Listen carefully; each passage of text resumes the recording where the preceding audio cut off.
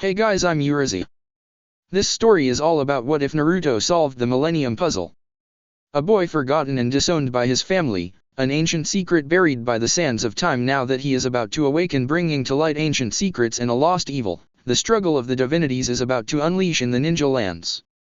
Kin, the chosen one, chosen by fate to be able to save everyone from the return of the shadows and the evil that commands it. Before we proceed with the story, please like and subscribe to this channel if you liked the video, and don't forget to check the description for the other works of the author if you liked the story. Let's start. Chapter 9, Pain of Hatred. The night of the orphanage assault. Several Umbu bodies lied broken, many lost consciousness, and others were hanged against the walls as they were impaled with their own weapons. Only a couple of them died that night and the rest were in critical condition. That night only a couple made it out unscratched, made off with 3 children. If you were to ask the Umbu how they felt about that night several days later, they'd tell you they wish they were impaled on the walls too. Joey Wheeler managed to get some of the kids out along with his sister, but not without injury. He along with Crow Hogan were injured trying to defend the kids when the Umbu dragged them out of bed. As if they were looking for someone, Naruto arrived and had a fire in his eyes that encouraged the massacre of the Umbu. The only thing you could really notice was his subtlety. None of the children or older kids noticed Naruto until it was over. If they did, they'd lose their mind at the live result of what occurred that night. Bodies hanged, lied, and were impaled like Christmas decorations on the wall. Almost like an animal who's been studying humans this whole time came in and knew what to do. Those that saw Naruto didn't get much other than a few words. "I'm sorry, but I can't stay here," were all he said before he gave Crow an account number for a bank with his identification. Almost as if Naruto was planning for the worst. At least now the children still had somewhere to stay for a while, even when Martha was taken to the hospital. At the hospital, Naruto went to see Martha. It was short-lived due to the fact she entered a coma. It was likely from a cardiac attack she had during the surprise assault on the orphanage. As much as he knew it would break his heart, Naruto couldn't take the chance to forgive and hope a written note would be enough. His hands were filthy already. He killed at least 2 Umbu in a fit of rage and left the rest broken. He couldn't stay with the orphans anymore since it was Minato's doing in spite of trying to find him. Naruto must have slipped up and got distracted. It was enough time for someone to find out who he had connections with and who was close to him. Because of that, they took his siblings. Shiro, Tuya, Minori. The bastards took them, and he was going to get them back. Even if it meant people would be right and call him a demon and a monster.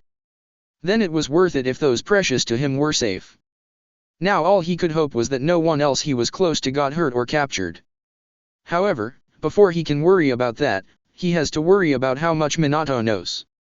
Those Umbu weren't Root, and Danzo is likely already in hot water the moment Atticus's return is made public, along with his memory being wiped by Danzo and some rogue Sherry non-user. With that, it was time to start the hunt. The next morning, Naruto met up with Kurama again, who was just wandering around like he always is. He spoke to the fox and got him riled up about what happened. Despite his domestication and developing some form of moral principle, Kurama was on board for vengeance. And what a better place than where it hurts Minato the most. With that said, both fox and boy spotted the scarecrow reading pornography like the perverse person he is. One would say it's more important to love yourself and forget what society says, but then there's how one's actions affects society. Naruto nodded to Kurama, who jumped down with him. Kakashi looked away from his book and saw the enforcer that perfectly matched his wanted poster and bingo book page. Meh, time to continue reading Jiraiya-sama's literature and art form. Wait, the enforcer? Kakashi went wide and put the book down and pulled out a kunai only to see that he was gone. Keeping his Sherry non-active, Kakashi looked around, detecting only the civilian minor ninja signatures in the distance. His lack of perception was punished with a large wolf like Ninkin attacking him and biting his neck. Kakashi was about to kick him off when he felt someone punch him in the face, followed by a slap on the arm. Fun, Kai. Kakashi went wide-eyed as he felt a seal activate, locking his body and making his Sherry non-implant go blind. "Who are you?" Kakashi asked, feeling fear and some shame from being caught easily. "You are in no position to ask questions, trash." Kurama growled. "Don't eat him yet, we need to see how much information we can get." Naruto said as he dragged Kakashi by his hair and shoved him against a wall in an alley. "You're going to tell me everything I need to know about the Yondaime's lost son," he said. "Or else what?" Kakashi asked, narrowing his eyes. "Or I'll destroy your book," Naruto said, raising it up. "I have. I also know where you live and can just destroy the place. You likely have good insurance being a Jonin elite, but there is no way you can replace a book like a house." "Surprisingly true now that I think about it," Naruto explained. "Are you here to socialize or interrogate?"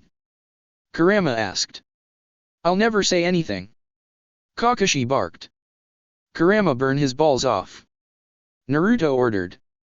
The whole village shook as a man screamed at a low voice before it became drastically high to the point it pierced everyone's ears. Orochimaru could swear everyone was waking up to some kind of sonic shriek-style bloodline. If Sakura wasn't enough evidence, this tremor was that there is such a bloodline and that it was powerful too. However, this would also be the reason why there aren't any one-eyed perverts with stupid masks in the future. "Okay, now that your babies are gone, let's what you can tell me about my family," Naruto said as he pulled out a rusty spoon. An hour later, walking up to the Hokage Tower, Naruto quickly made his way into the main lobby, scaring everyone out, grabbing the attention of the Umbu. In a matter of moments, this once green vigilante became a weapon that shouldn't be trifled with. With that said, he left one conscious and heated up one of his kunai. The village tortured him in the beginning because of the marking on his god. Let's see how Minato feels when his own shinobi is marked against his own will. And with that, he heard the sound of glass breaking, meaning that Kurama must have finished up with Kakashi, tossed him through the window. With that, he jumped out the window and made his escape. He presented the banner, and now it was time to call the troops and signal his allies. But one thing had to come first. Blair's house. Naruto sighed as he quickly sealed a letter inside its stationery. He was about a few feet from the house where Blair lived. He only met her recently, and with the little information he got out of Kakashi, nobody he knew was safe. He would have to leave some letters to Joey, Crow, and the other kids. He wasn't going to let other people get hurt anymore. Martha is in the hospital because of him, and he wasn't going to let that happen to someone else. So, with that, he ran to the door and left the note stuck in the doorway. So hopefully someone would notice it when they try to open the door. Sighing again, he really did like Blair, and it may sound creepy, but he watched her grow and saw her improvement. The only thing he regrets was never approaching the group himself when he saw them. Maybe if this were another dimension, maybe they could have let him join their friendship circle. If he could never have family, then friends would do just fine. Nobody in this world deserves to be alone. With that in mind, he took off, heading back to Red Light District. Even if Blair and everyone else hated him, it wouldn't matter so long as nobody got hurt ever again. 1 month later, Exam Stadium. The stadium was packed as it was filled with various citizens and nobles. All from various hidden villages here to attend the matches of the century, as Konoha hosts the first united Chunin exams of all 5 villages. Even the daimyo of the various villages came to watch the spectacle, although the one from the Land of Fire looked unamused. He's been getting recent reports of riots and civil distrust and disobedience. It seems as nothing has changed in the past years. Perhaps he could speak to Minato about it once the exams are over, about changing regulation. He better not find out that the very man who defeated the Kyuubi is not play favorites. With that said, Minato gave his speech congratulating everyone who made it shortly before the Kage chattered amongst each other of who was most likely going to win. Meanwhile, the contestants were talking, all prepping as Genma was announcing the rules in place of Hayate, who was found injured the night before but was taken care of properly.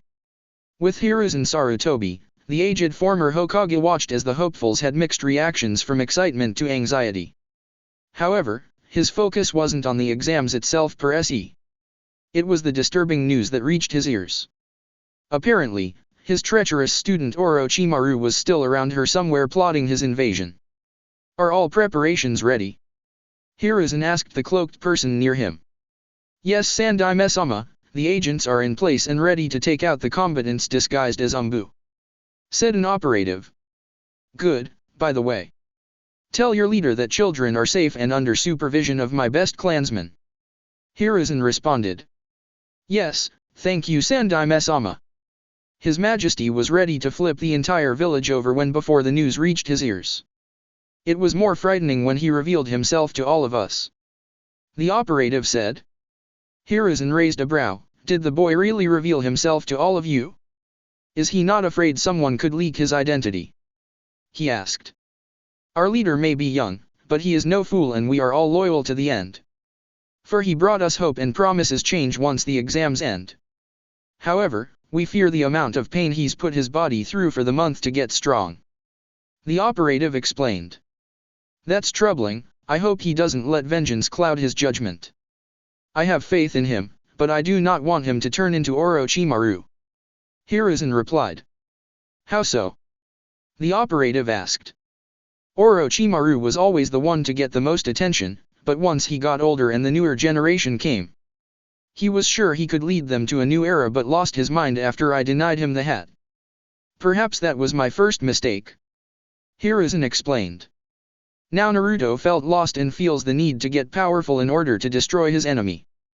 I only pray he does not harm the innocent. He finished. He mentioned he was in grief for a brief time as he mentioned he killed 2 people for the first time the day they kidnapped his family. The operative mentioned. Hiruzen nodded. That might be enough to warrant his hatred. I only hope it isn't enough to shape his outlook on life. He said. None of us hope for that, sir, but for now I must take my leave. The exams are about to start, said the agent as he left Hiruzen's side. Hiruzen sighed. May my mistake from all those years ago be my last. He said to himself as Genma announced the beginning of the exams. And now to begin the exams. May everyone except Arashi Uzumaki Namikaze and Neji Hyuga clear the arena. Genma said as both contestants took on their stances. /N, I noticed an error from earlier. Round 7 will actually be Kage vs Samui. You should surrender now, Namikaze. Fate has assured me victory. Neji said arrogantly. If you listened to fate then you should stay down like a dog instead of beating the hell out of one of my future wives. Now I'll show you the power of the Namikaze clan. Arashi said with a smirk. Begin. Genma said as both charged at each other. Back in the stands with the competitors, Blair wasn't concentrated on anything except for a wrinkled note in her hands. Something that didn't go unnoticed by some of the competitors. Hey Blair, are you feeling alright? Ches asked approaching her. Yeah I am. I'm just nervous is all. Blair lied. Are you sure? You look pretty stressed. Ches said. I'm fine, I'll be fine. You can tell everyone else not to worry about me. Blair said putting a brave face on. Alright, but remember, even though we're all competing against each other, we're still friends and comrades of the village. Ches said hoping for his friend from the academy to feel better. He may have been arrogant as a kid, but he at least tried to be hospitable unlike the clan heirs. Thanks Ches. Blair responded. Ches nodded as Blair went back to staring at the letter. Unfolding it she decided to read it once more hoping for it to calm her nerves. Hi Blair. I know it's pretty random of me to send you a letter and before you toss this away or set it on fire. No, this is not a letter of confession of my undying love. I may be strange, but not that strange. Now that I got that out the way, I need to let you know about a couple of things. Last night the orphanage where I help was attacked by Umbu and not like the ones that took Atticus. These were directly from the Hokage and from what I learned through sources I cannot get deep into right now, they were after me. I want you to know I'm not a bad person, but I came from a bad background. I'm telling you this, so you understand that I'm staying away from you in order to preserve your safety. The caretaker was like a mother to me and she ended up in the hospital. The worst of it all, they took my siblings, all 3 of them. I left the orphans and the older kids with a heavy sum of money so they should be good for a few weeks until they find new housing. Sadly, I sent them a letter as well telling them I couldn't stay and once I find my sibling, I'm sending them back to the orphanage to keep them safe. Blair, I can't risk anyone I know getting hurt because of me. I already gone off the deep end and I can't risk dragging anyone with me. For now, no matter what, you can't attempt to find me or approach me until you see me. Not like you would want to after the stunt I have to pull in a month's time. Face it, I'm a lost cause and it's best that we never meet. I'm sorry. Down here you'll find a seal that will reveal a few scrolls. They're all for water ninjutsu with detailed instructions. If I can't risk being near you, then I can at least help you. I believe in you, Blair. Even though we only knew each other for a short time, this is goodbye. Thank you for giving me an opportunity to meet you. Naruto, no last name. Blair sighed as she felt sad. Sure, it was brief, but that didn't stop her from enjoying Naruto's company. Then there were the scrolls. They were really helpful and detailed to point out every issue she faced along with a few exercises to help her reserves. He really was a nice guy, but she guessed it wasn't meant to be. Who knows, maybe he's somewhere in the stadium right now cheering for her. A few minutes later, her attention shifted to the arena with a chakra-cloaked Arashi sending Neji flying into the air covered in blood and scratches before being slammed down. Stay down and never get back up, slave. Arashi ordered as Neji feared for his life and nodded. Winner Arashi Uzumaki Namikaze. Genma called out, getting cheers from the entire village minus the Hyuga clan, who was horrified by the sight, minus Hayashi, who thought his nephew took it too far earlier and sided with his future son-in-law. A long-ass time later. The stadium waited what felt like a week to see the Uchiha fight the son of the Kage. Even the fire daimyo was ready to hit someone out of frustration despite having composure of turtle. Turtles don't exactly like they show much emotion. Even the other daimyo were betting on how long it would take the Uchiha to show up rather than who would win. One just sided on him, earning a disqualification. Then all the nobles and daimyo perked up to see Minato speak up. Sasuke Uchiha's match will be postponed to the end of the first round. He said, getting cheers from the Konoha side only to be tuned out by literally everyone else who booed. The fire daimyo was not happy and often thought that a shinobi is seen as a commodity or an investment. He didn't like the way it sounded, or the fact child soldiers are being made, but that's the world they live in. Even the most insane and pesky clients realize that their money is more important than hiring someone with status. It was only another topic to bring up to the Hokage. Not only that, but many of the VIPs and other daimyo did not look happy. He can only imagine how the other Kage would react. Speaking of which, that was bullshit, Hokage, and you know it. The Raikage yelled. Don't be like that, Sasuke has just picked up my student's tardiness. I swear the match will be the most exciting. Minato said with a smile. That's where the bullshit is. If it were anyone else except your son, then you would just demand their disqualification. I yelled. He's right, Hokage, if it were my granddaughter and it took place in my village, we wouldn't be facing a similar situation. Oniki the Chuchikage said. Like you would? Minato challenged. Of course, I would, whether my blood or not. A shinobi who can't respect the time of others or following a schedule has no right to wear their forehead protector. Oniki shot back. I have to agree with them, Hokage. That's no better than being a deserter. Mei spoke up. But you three says that like it's a bad thing. Said the Kage defending himself. What would you know, Kage? All three of your children are representing your village. I asked, feeling annoyed. It doesn't matter, for my sons and daughter have talent unlike your shinobi, Raikage. The Kage said with an eye smile. How dare you mock me with your smile? Better yet, why are you wearing a mask? Too scared to show your ugly mug? I taunted. Gentlemen, please, this is a place of peace. We don't need to fight. Minato said, trying to calm everyone down. Fine. Said both Raikage and Kage, stopping their argument. Anyways, let us watch the next round. I bet it's much more entertaining. Minato promised. A long time later. That was stupid. Oniki said. Yeah, he's smart, but lazy. Good candidate for Chunin, right? Minato asked. No. They all yelled simultaneously. Why not? Minato asked. You can be smarter than the Sage of Six Paths, but he was too slow and like he said he was out of chakra. I said. But shinobi run out of chakra all the time. Minato argued. Yes, but that clearly took too long and could have won had he increased his reserves and planned on the go. The enemy isn't always patient and waiting on you. I learned that the hard way. Mei said, remembering so many men dying because they were too busy planning only to get overrun by Yagura's men. Regardless, he clearly has no motivation and only jumped down under a threat of his own mother of all people. I said. Yoshino Nara is a terrifying woman. Minato said. You shouldn't be motivated by fear even if the woman is a biju. Onaki said, having his fair share of scary women in his life. So, is that a no?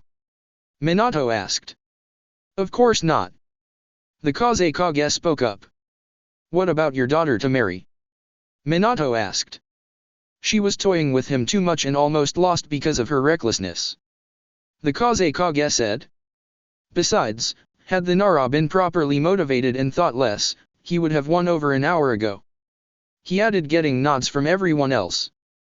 Back at the arena, Mei Shino Aburame and Kankuro. I forfeit. Kankuro yelled out. Shino Aburame wins by default. Genma called out. With the Kage, your son Kage? Mei asked. Daughter is what I'd say, he wears his mother's makeup. He was already destined to be a failure. The Kage said in a cold tone. With Genma, Mei Ches Princeton and Jaden Yuki, please join me in the arena. He said. Both boys jumped down. You ready, Chaz? Jaden asked, feeling excited. You bet, Jaden. Chaz said, equally excited. Begin. Genma said as both kept their dual discs ready as they charged at each other. In a hidden section of the exam stadium, Naruto watched from his position, still in his disguise. Looking over the area, he can see his agents taking out the Fakumbu. One put up a struggle and almost escaped, only for him to take several kunai to the neck. Regardless, they were taken out silently with little resistance. Now that only leaves him with watching out for when Orochimaru gives his signal to start the invasion. This is Miles to Enforcer. Are you there? Said a voice behind his earpiece. Enforcer here, what's your status, Miles? Naruto asked. We've found several sand ninjas forming some kind of ritual circles. Most likely prepping for a summoning. Do we engage? Miles asked. Yes, but try to do it as quick as possible. There is no time for subtlety, and regardless of noise level, a summon without a contract takes too long, so messing them up will hinder their plans. Naruto explained. Got it, everyone fan out and take your positions. Attack when we're in range. He heard Miles yell out before disconnecting. Buccaneer, how are things in your position? Naruto asked, connecting to another channel. Yes sir, all the boys are itching for a fight. We've spread everyone outside and inside the stadium. Said Buccaneer. Do you have anyone on escort for the VIPs and daimyo? Naruto asked. Several of our own are disguised as the Umbu, but after that they'll reveal themselves and lead them out. Everyone is else on the lookout for any sound or sand ninja they can get rid of silently. Buccaneer explained. Good, I'll contact you with any updates. Naruto said, disconnecting himself. Naruto dug into his jacket and grabbed his only photo of the kids. Giving it a good look, he kept it close to his heart, thinking about potentially splitting up with them. If all goes well, maybe he can get the orphanage to accept him and go back there. It's the only optimism and hope, but he needs something to keep him going. At the very least, Sarutobi-sensei is taking care of them. That idiot Minato still thinks Hiruzen is on his side. Good thing he lacks perception. Hiruzen would have reported this earlier if it wasn't for Naruto's plan.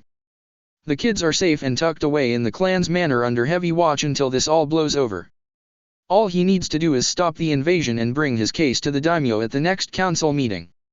Someone else takes control, he's free, and if possible, he can keep his current life, but there won't be any promises. There are times when he just has to accept not everything will go his way. Then all the nobles and daimyo perked up to see Minato speak up. Sasuke Uchiha's match will be postponed to the end of the first round. He said, getting cheers from the Konoha side only to be tuned out by literally everyone else who booed. The fire daimyo was not happy and often thought that a shinobi is seen as a commodity or an investment. He didn't like the way it sounded, or the fact child soldiers are being made, but that's the world they live in. Even the most insane and pesky clients realize that their money is more important than hiring someone with status. It was only another topic to bring up to the Hokage. Not only that, but many of the VIPs and other daimyo did not look happy. He can only imagine how the other Kage would react. Speaking of which, that was bullshit Hokage and you know it. The Raikage yelled. Don't be like that, Sasuke has just picked up my student's tardiness. I swear the match will be the most exciting. Minato said with a smile. That's where the bullshit is. If it were anyone else except your son, then you would just demand their disqualification. I yelled. He's right Hokage, if it were my granddaughter and it took place in my village, we wouldn't be facing a similar situation. Oniki the Chuchikage said. Like you would? Minato challenged. Of course, I would, whether my blood or not. A shinobi who can't respect the time of others or following a schedule has no right to wear their forehead protector. Oniki shot back. I have to agree with them Hokage. That's no better than being a deserter. Mei spoke up. But you three says that like it's a bad thing. Said the Kage defending himself. What would you know Kage? All three of your children are representing your village.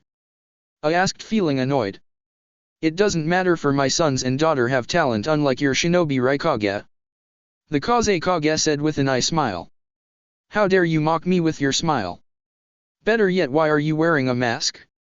Too scared to show your ugly mug? I taunted. Gentlemen please, this is a place of peace. We don't need to fight. Minato said trying to calm everyone down. Fine. Said both Raikage and Kage stopping their argument. Anyways, let us watch the next round. I bet it's much more entertaining. Minato promised. A long time later. That was stupid. Oniki said. Yeah, he's smart, but lazy. Good candidate for Chunin, right? Minato asked. No. They all yelled simultaneously. Why not? Minato asked. You can be smarter than the Sage of Six Paths, but he was too slow and like he said he was out of chakra. I said. But shinobi run out of chakra all the time. Minato argued. Yes, but that clearly took too long and could have won had he increased his reserves and planned on the go.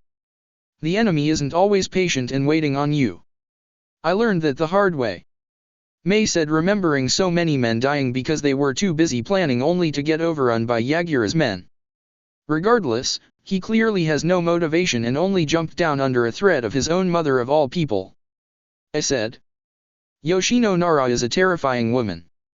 Minato said. You shouldn't be motivated by fear even if the woman is a biju. Oniki said, having his fair share of scary women in his life. So, is that a no? Minato asked. Of course not. The Kage spoke up. What about your daughter to marry? Minato asked. She was toying with him too much and almost lost because of her recklessness. The Kage said. Besides, had the Nara been properly motivated and thought less, he would have won over an hour ago. He added, getting nods from everyone else. Back at the arena, Mei Shinobu and Kankuro. I forfeit. Kankuro yelled out. Shinobu wins by default. Genma called out. With the Kage, your son Kage? Mei asked. Daughter is what I'd say, he wears his mother's makeup. He was already destined to be a failure. The Kage said in a cold tone. With Genma, Mei Ches Princeton and Jaden Yuki please join me in the arena. He said. Both boys jumped down. You ready Chaz? Jaden asked feeling excited. You bet Jaden. Chaz said equally excited. Begin. Genma said as both kept their dual discs ready as they charged at each other. In a hidden section of the exam stadium. Naruto watched from his position still in his disguise. Looking over the area, he can see his agents taking out the Fakumbu. One put up a struggle and almost escaped only for him to take several kunai to the neck. Regardless, they were taken out silently with little resistance.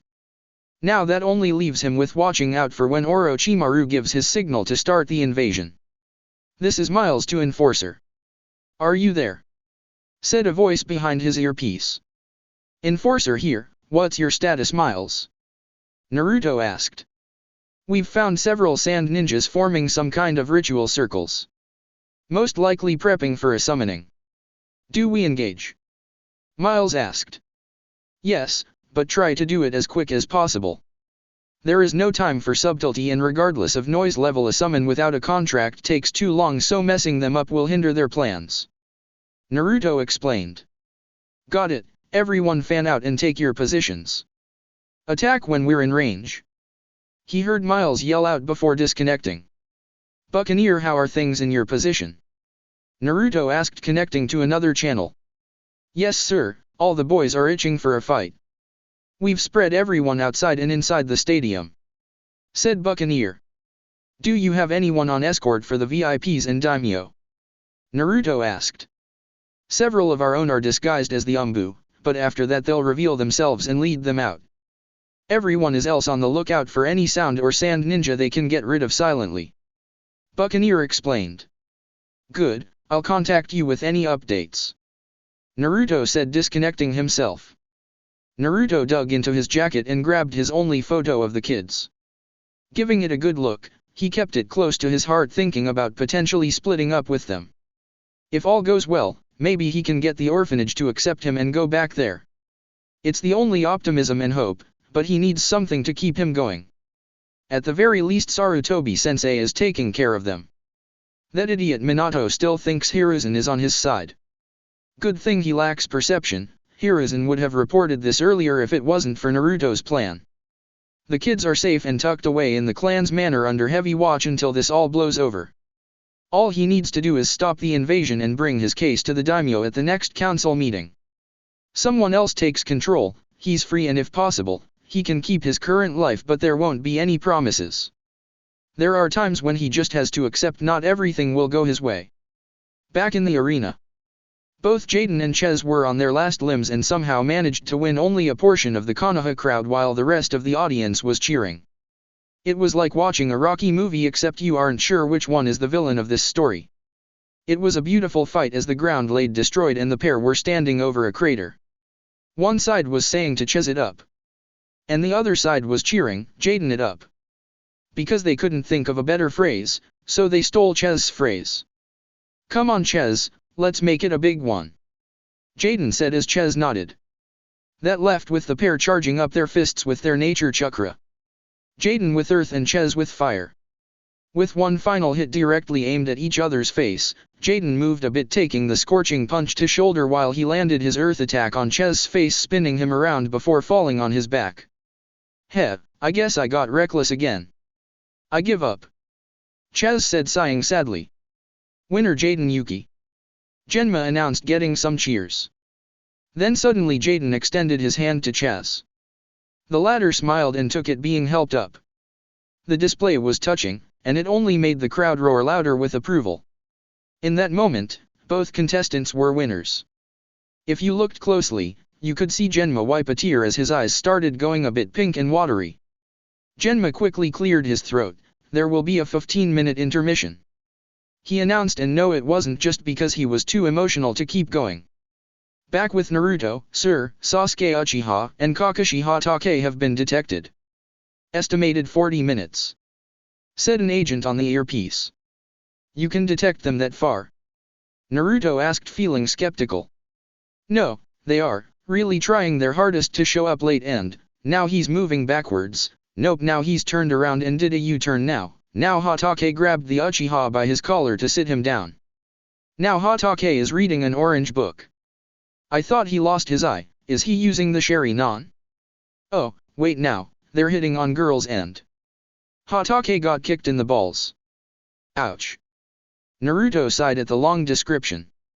Can I assume 10 minutes actuality plus time for Kakashi to show up late? Naruto asked, pinching the bridge of his nose. Yes sir, answered the agent. Okay, signal the other troops to get into their positions. I'll be in mine shortly, Naruto said. Affirmative, said the agent before disconnecting.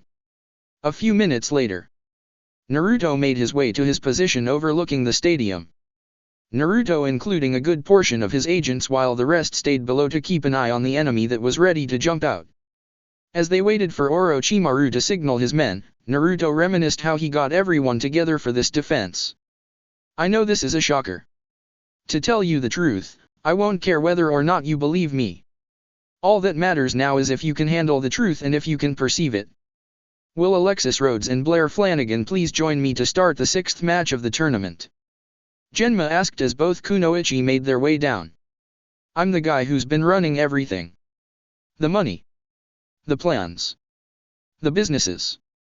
The jobs. Even the poverty rate. Are both competitors ready? Genma asked as both nodded. You gotta be shitting me. He's some brat. I've been letting some kid dictate my life. To hell with this. Good luck, Blair. Alexis said. You too, Alexis. Blair responded. So what? Begin. Genma announced. Who was there when we were homeless? When the Hokage turned his back on us? When I had to dumpster dive to feed my kids? When you were dying in a hospital bed because they can't treat it? Both kunoichi formed their hand seals as lightning attacked and earth defended. Well, I don't know about you people, but I'm sticking with the guy who practically saved my life. Earth attempted to cover Alexis only for an explosion to drill a hole, giving her an escape route.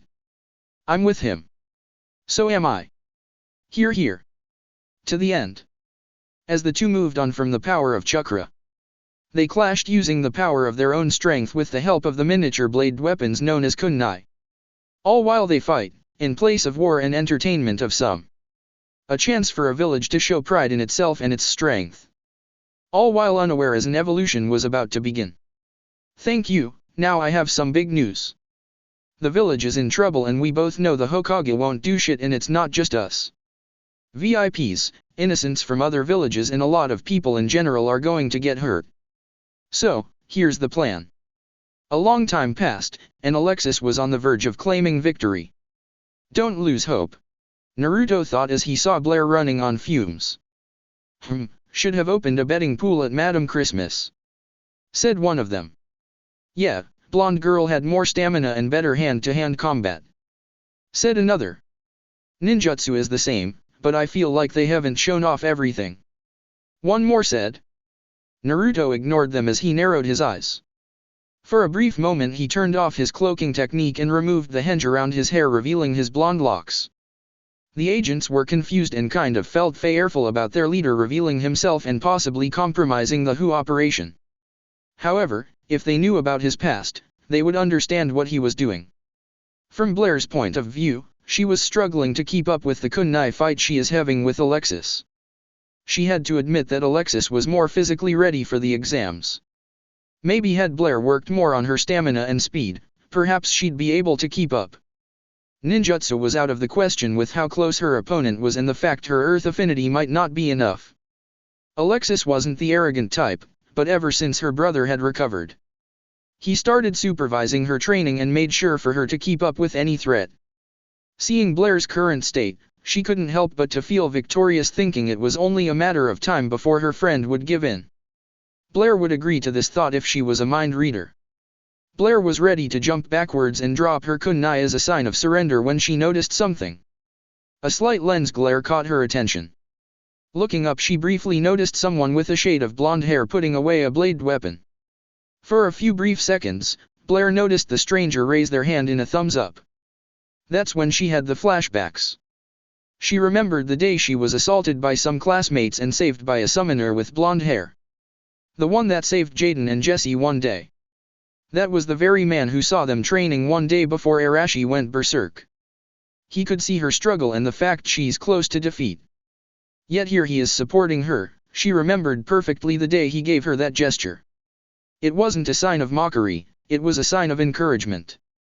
With that he disappeared, and Blair avoided the next attack, now feeling a brand new resolve.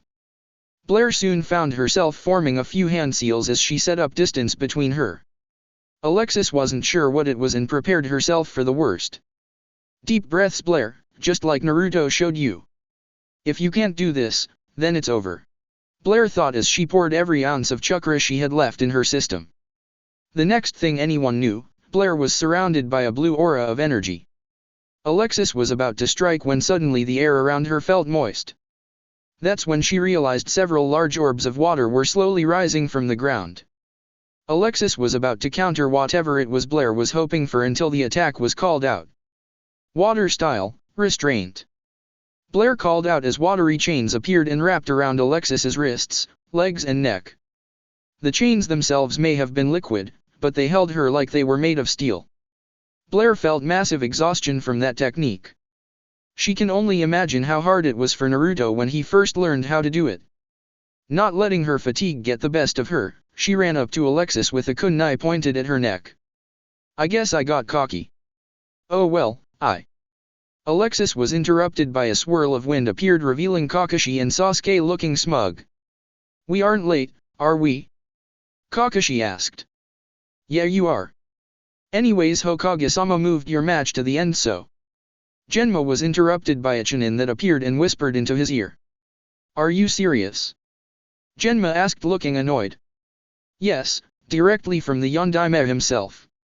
The Chunin said before disappearing. Genma sighed, fine, winner Alexis Rhodes.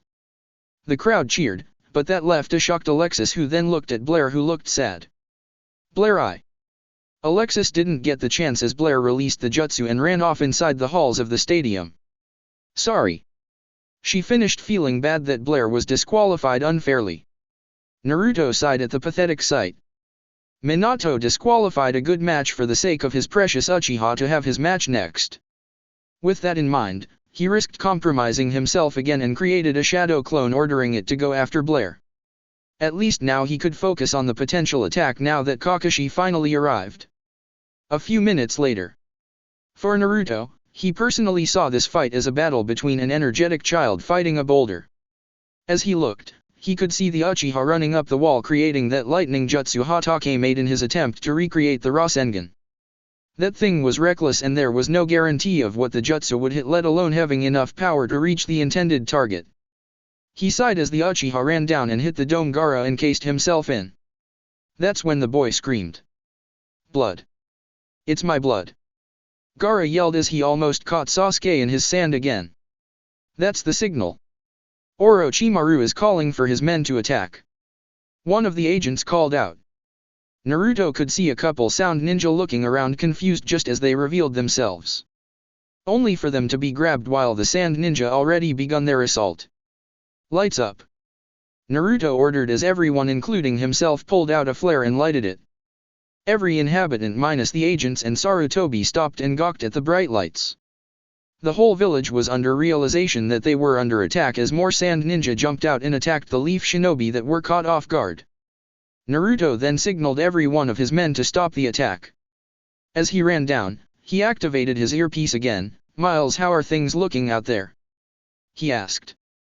Summoners have been taken out and it looks like they're all scrambling out of control. Section leaders are either dead or incapacitated. Some are making a run for it while the chaos is happening. Permission to engage? Miles asked. No, we can't risk any entry. Your mission is to wipe anyone out that tries to break through. I'll send reinforcements when possible. Naruto replied. Yes sir, we'll be holding the line. Miles out. Miles said breaking the connection. Naruto finally landed and saw Gaara was attempting to go into his transformation. That wasn't good, he didn't need Shukaku running around and there's only one trump card that could stop it. He doubts that the big bastard would be willing to stoop so low against something weaker than him. But now wasn't a good time to hold back and if needed, he'd summon Obelisk with all the energy he had left in him. Mother no longer wants your blood Uchiha. Gaara yelled dashing at Naruto. Naruto made several shadow clones and they all blew fire at Gaara making him jump back and cover himself with a sand dome until it was over.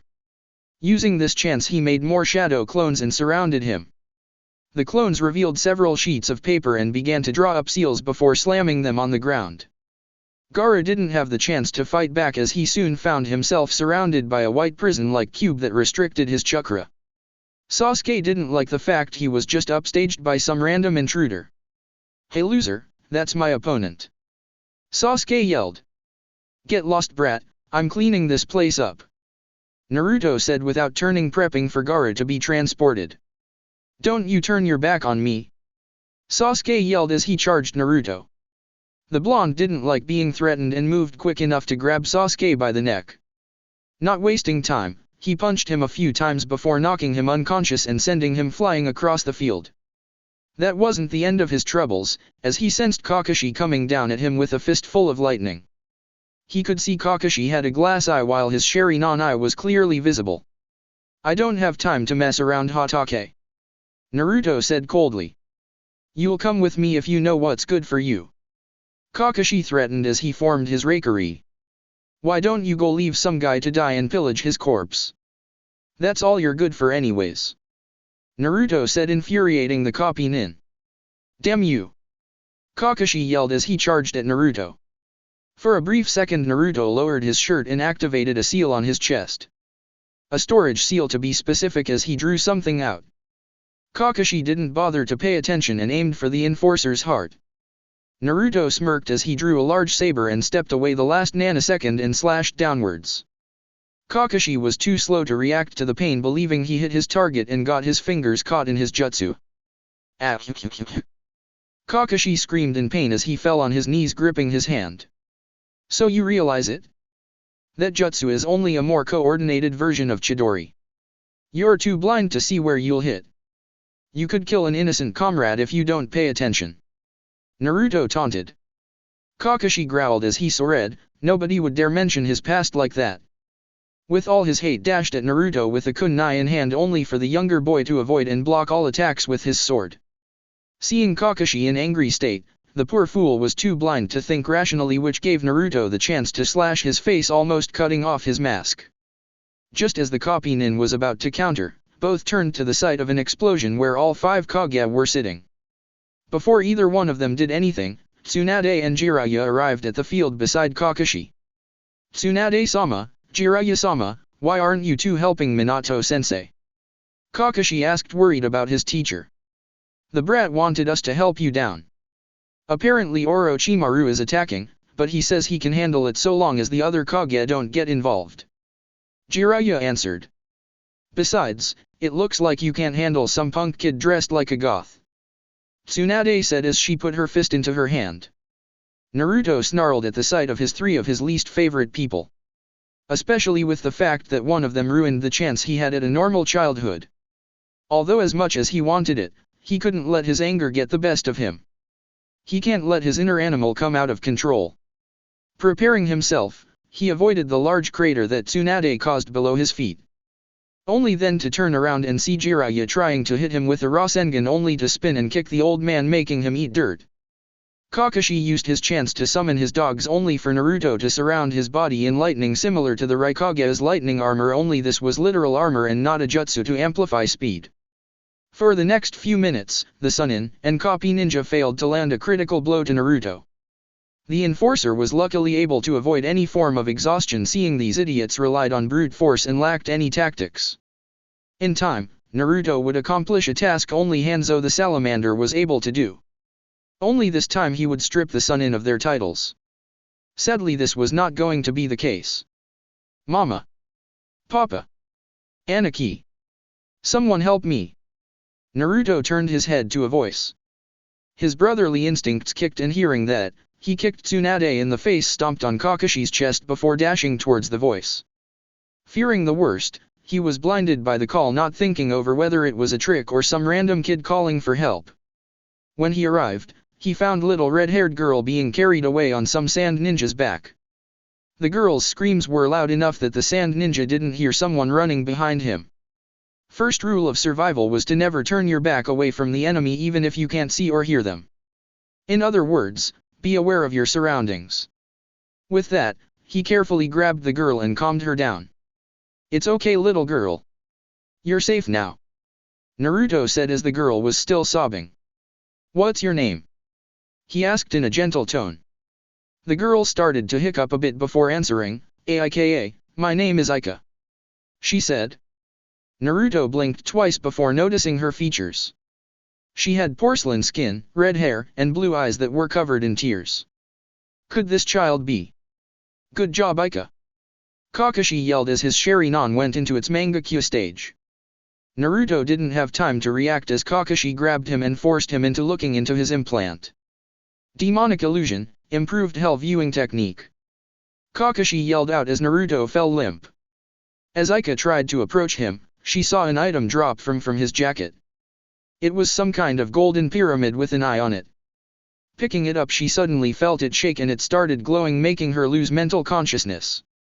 Meanwhile, Kakashi tried to pick up Naruto and noticed his hair and eyes turn blonde and blue. What the hell is that? Jiraiya didn't finish as Aika started hitting Kakashi in the leg with the puzzle along with a few legs. Aika-chan, what are you doing to Kakashi? Tsunade demanded. Aika, Aniki doesn't have time to play right now, Kakashi said in a sweet tone with his eye smile. You're not Aniki. You took Aniki away from me, Aika yelled before biting into his leg and making Kakashi yip. What are you, a Kiri shinobi? What kind of teeth do you have? Kakashi panicked as Aika refused to let go. Aika, knock it the hell off. I swear you've been such a troublemaker. Always demanding attention and blaming it on Arashi. Tsunade barked as she ripped her off of Kakashi's legs. No, you're hurting Naruto Aniki. I'm not letting you hurt Naruto Aniki, Aika yelled as she wrestled her way out of Tsunade's grip. Yeah, I can see your brother is there, Tsunade said, realizing that her troublemaker of a godson is at it again. Playing dress-up and causing grief for his parents, now here he was joining a crime syndicate and causing destruction. Now we can punish him and lock him up. That will teach him to run away, Tsunade said. No, you're the meanie. You punched Aniki even when Arashi team bullied him. You're not an Uzumaki. Uzumaki are family, Aika yelled, earning her a good slap, leaving half of her delicate face red. Don't you dare say that, you little brat. If my grandmother was here, she'd hit you so hard you'd only be identified by your dental records, Tsunade barked as she hit her once more. Aika started to cry, but would continue to defend her brother. I hope you die from alcohol poisoning, Tsunade gasped.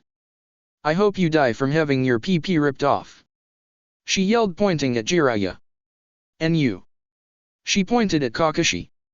I hope Obito and Rin come back as zombies so they can kill you. This was the boiling point as Kakashi punched Aika. Then proceeded to lift her up by her neck. Don't you dare say that, you little bitch. You are nothing but a disgrace to my sensei's name, like your older brother, Kakashi yelled. Jiraiya for his part agreed and proceeded to put seals on Naruto. However, he didn't notice Naruto's eyes turning bright red as the cornea transformed into slits. Just as he was ready to place his hand down, the pervert found a bone-like arm gripping his throat and proceeding to crush it before tossing him. Tsunade soon looked up to see Naruto wide awake as his sclera proceeded to turn a bright crimson while the rest of his body was succumbing to Kurama's chakra and becoming bone-like. Cracking her knuckles, she proceeded to try to punch his head off. 1 second passed by and as she took her next step, Tsunade quickly found herself clutching her neck and side as a large gash appeared. Her nightmare would be the sound of a sheath closing as her wounds opened wide, releasing a steaming pile of blood. Kakashi quickly tried to turn his head only to feel his arm fall off. Aika disappeared and there was no trace of the attacker. That only left him screaming at the top of his lungs as he tried to cover the stump that was left, as everything up to his shoulder was cut off like butter. Then suddenly he felt the tip of his eye being stabbed by a blade. Clutching the hole in his head, Kakashi looked in horror. The demon that terrorized the village nearly a decade and a half ago was fusing with the son of his teacher. Now he wielded a blade that carried Obito's eye like he was picking up trash. You tried to take away the only family I have left by blood. I will take away everything that you hold close, Naruto said as he shook off the eyeball and tossed it in the air before dicing it like a gourmet chef serving sushi. Kakashi fell and reached out for the destroyed organ only to get kicked in the face. Hiruzen quickly jumped down, already in his battle armor flanked by several clansmen and agents. Naruto, what's going on? Is the fox influencing you? He asked, feeling fearful of the transformation. Sensei, my mind isn't in the right place. So, I need to take Aika. Go as far away before I lose control, Naruto said as he held out Aika while twitching. Naruto, I trust you make the right decision. Do not let your hatred or power take over your mind, Hiruzen said as he picked up Aika. I will, Naruto said as he tried to fight to keep his sanity. The former Sandaiman nodded as he took off with Aika while followed by his clansmen. The agents stood by and waited for orders. You need help here, boss? One of them asked. No, go help wherever you can. I think this all might come to an end soon. Naruto said, still twitching. Alright, good luck. Another said before they all took off. Naruto Uzumaki Namikaze. Naruto's eyes became white dots among the red sclera hearing that. That's not my name. Naruto yelled as the transformation continued. Well, too bad. When you learn to grow up you can change it. Tsunade yelled as Jiraiya came beside her. Naruto at this moment was boiling in anger. The arrogance, the blind hatred, the abuse, the stupidity, he had enough. The next thing anyone knew, Naruto's began to growl as his whole body succumbed to his partial Biju transformation. Was the sound of his screech as his killing intent went beyond Kage level and began to shake the whole arena. With Orochimaru. The other Kage weren't up for joining him, pity.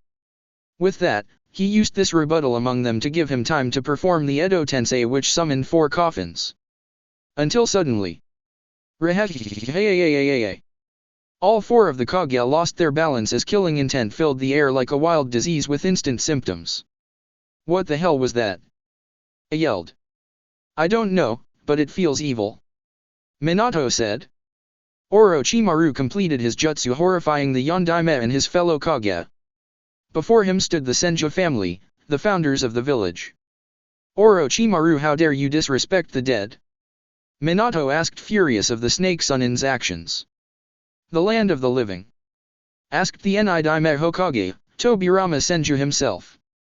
Brother, someone has used your jutsu. Said the Shodaime Hokage, Hashirama Senju. Where am I? Asked a younger voice. Nawaki-kun, is that you? Asked a red-haired woman. Mito Oba-chan. Is that you? Asked Nawaki. Oh, Nawaki-kun, did you really die so young? Asked Mito Uzumaki as she ran up to hug her grandson. Sorry Oba-chan, but I had to do my duty as shinobi of Konoha. I couldn't run like a coward. I didn't want to disgrace the name of Jiji and Aji-san. Nawaki said with pride. Who's Nawaki? Hashirama asked. Hashi-kun, Nawaki is our second grandchild. Only he's been brought back to the living using your brother's cursed jutsu. Mito said with tears in her eyes. To die so young, it's Itama and Kawurama all over again.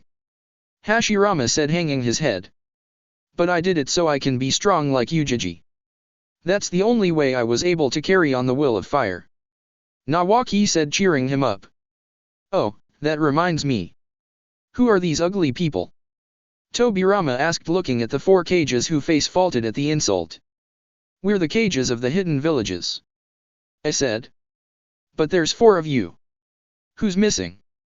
Tobirama asked. The Kaze Kage, he was killed by the Sunin Orochimaru. The traitor of the village and the one who resurrected you. Minato said.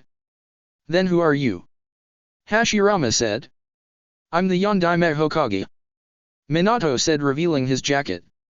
Oh, thank Kami, I thought they would choose Tsunade to be Hokage. Said Mito with relief in her voice.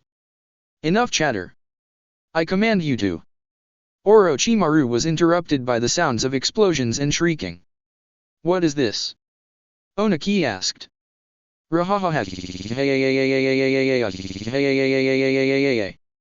My goodness, where is Kushina? Mito demanded, only for a large purple orb to hit the surrounding barrier they were all encased in. Bijudama! Hashirama yelled as the barrier blew up, knocking out 2 members of the Sound 4. Then suddenly a large skeleton-like figure with a spiral seal on its stomach appeared. The creature was frightening as it was bipedal and stood up like a human man. The creature had the head the shape of a kitsune's skull and white eyes with red sclera. It was clear this monster was beyond reasoning. Holy! Tobirama trailed off at the frightening sight. Mito. The creature said, twitching as if it was keeping itself immobilized. Kushina. Mito asked, unaware of who the Jinchuriki was. Not Kushina. Naruto in here, can't hold him. The fox tried to speak. The Kyuubi is taking over my son. I have to seal the other half inside my other son. Minato panicked, taking out a kunai. You split the Kyuubi chakra in half. What asshat made you Hokage? Mito asked. I swear Sarutobi better be alive to answer this. Hashirama said. Yeah, I did, why? Minato asked. You don't split yin and yang, now the fox is clearly out of control, you idiot. Why couldn't you let a sealing master deal with it? Mito demanded. But I am a sealing master. Minato whined. Clearly not a good one. Was Kushina on crack to let you near a paintbrush? Mito asked with angry eyes. Mito, that thing is gone. Hashirama pointed out as the air only got colder. Everyone spread out. There's no telling where it will strike. Onaki warned as everyone kept their stances ready. Then suddenly, rahaha. Everyone turned to Orochimaru being lifted by his head as another Bijudama was ready to fire from its mouth. Orochimaru panicked as he tried every possible way to use a Shunshin or Kawarimi to escape. Sadly, all he could do was hope that the jutsu was underpowered. With that, Naruto fired his Bijudama, burning the sun in alive as he skidded against the ground. Minato tossed a Hiraishin kunai only for it to be caught and destroyed. Was that my Hiraishin kunai? Tobirama asked. What are you talking about, Nidaime? Minato Namikaze invented the Hiraishin. Mei said. Then what do you call this? Tobirama said, revealing his own Hiraishin kunai with a different seal. Wait, is that really? Onaki and A were silenced as Tobirama used the Hiraishin in front of them a few times. Yes, I'm the inventor of the Hiraishin, the Shadow Clones, Edo Tensei and a few others. My only incomplete technique was this ability where I would create a container holding several spheres of chakra and launch it at my enemy. If not, then one sphere in my hand with elemental chakra would be fine. Tobirama explained. /N, I know Tobirama didn't make the Rasengan, but he did make the Hiraishin. So, I'd thought, what if he did try it in this story? Are you telling me I lost a war to some no-name brat who was plagiarizing his predecessors? Onaki asked in shock. You mean my rival is actually a fraud? What the hell else are you hiding? I demanded from the Hokage. Tobirama only looked at his successor in disappointment. We are having a long talk once this is over. Everyone, where did that Naruto guy or whatever his name is go? Nawaki asked, looking fearful as Naruto disappeared again. Then suddenly Minato found himself being pounced and lifted in the air by his neck. Naruto for his part was breathing heavily as all the ki was directed at his birth father. Naruto, look at you, hehe, all grown up, you know if you're looking for a girlfriend, the Chuchikage's granddaughter is looking for a husband, hehe. Minato chuckled nervously. Naruto only snorted smoke at Minato's face. Bastard, die. He yelled as he tried to decapitate Minato only to be tackled down by an injured Jiraiya.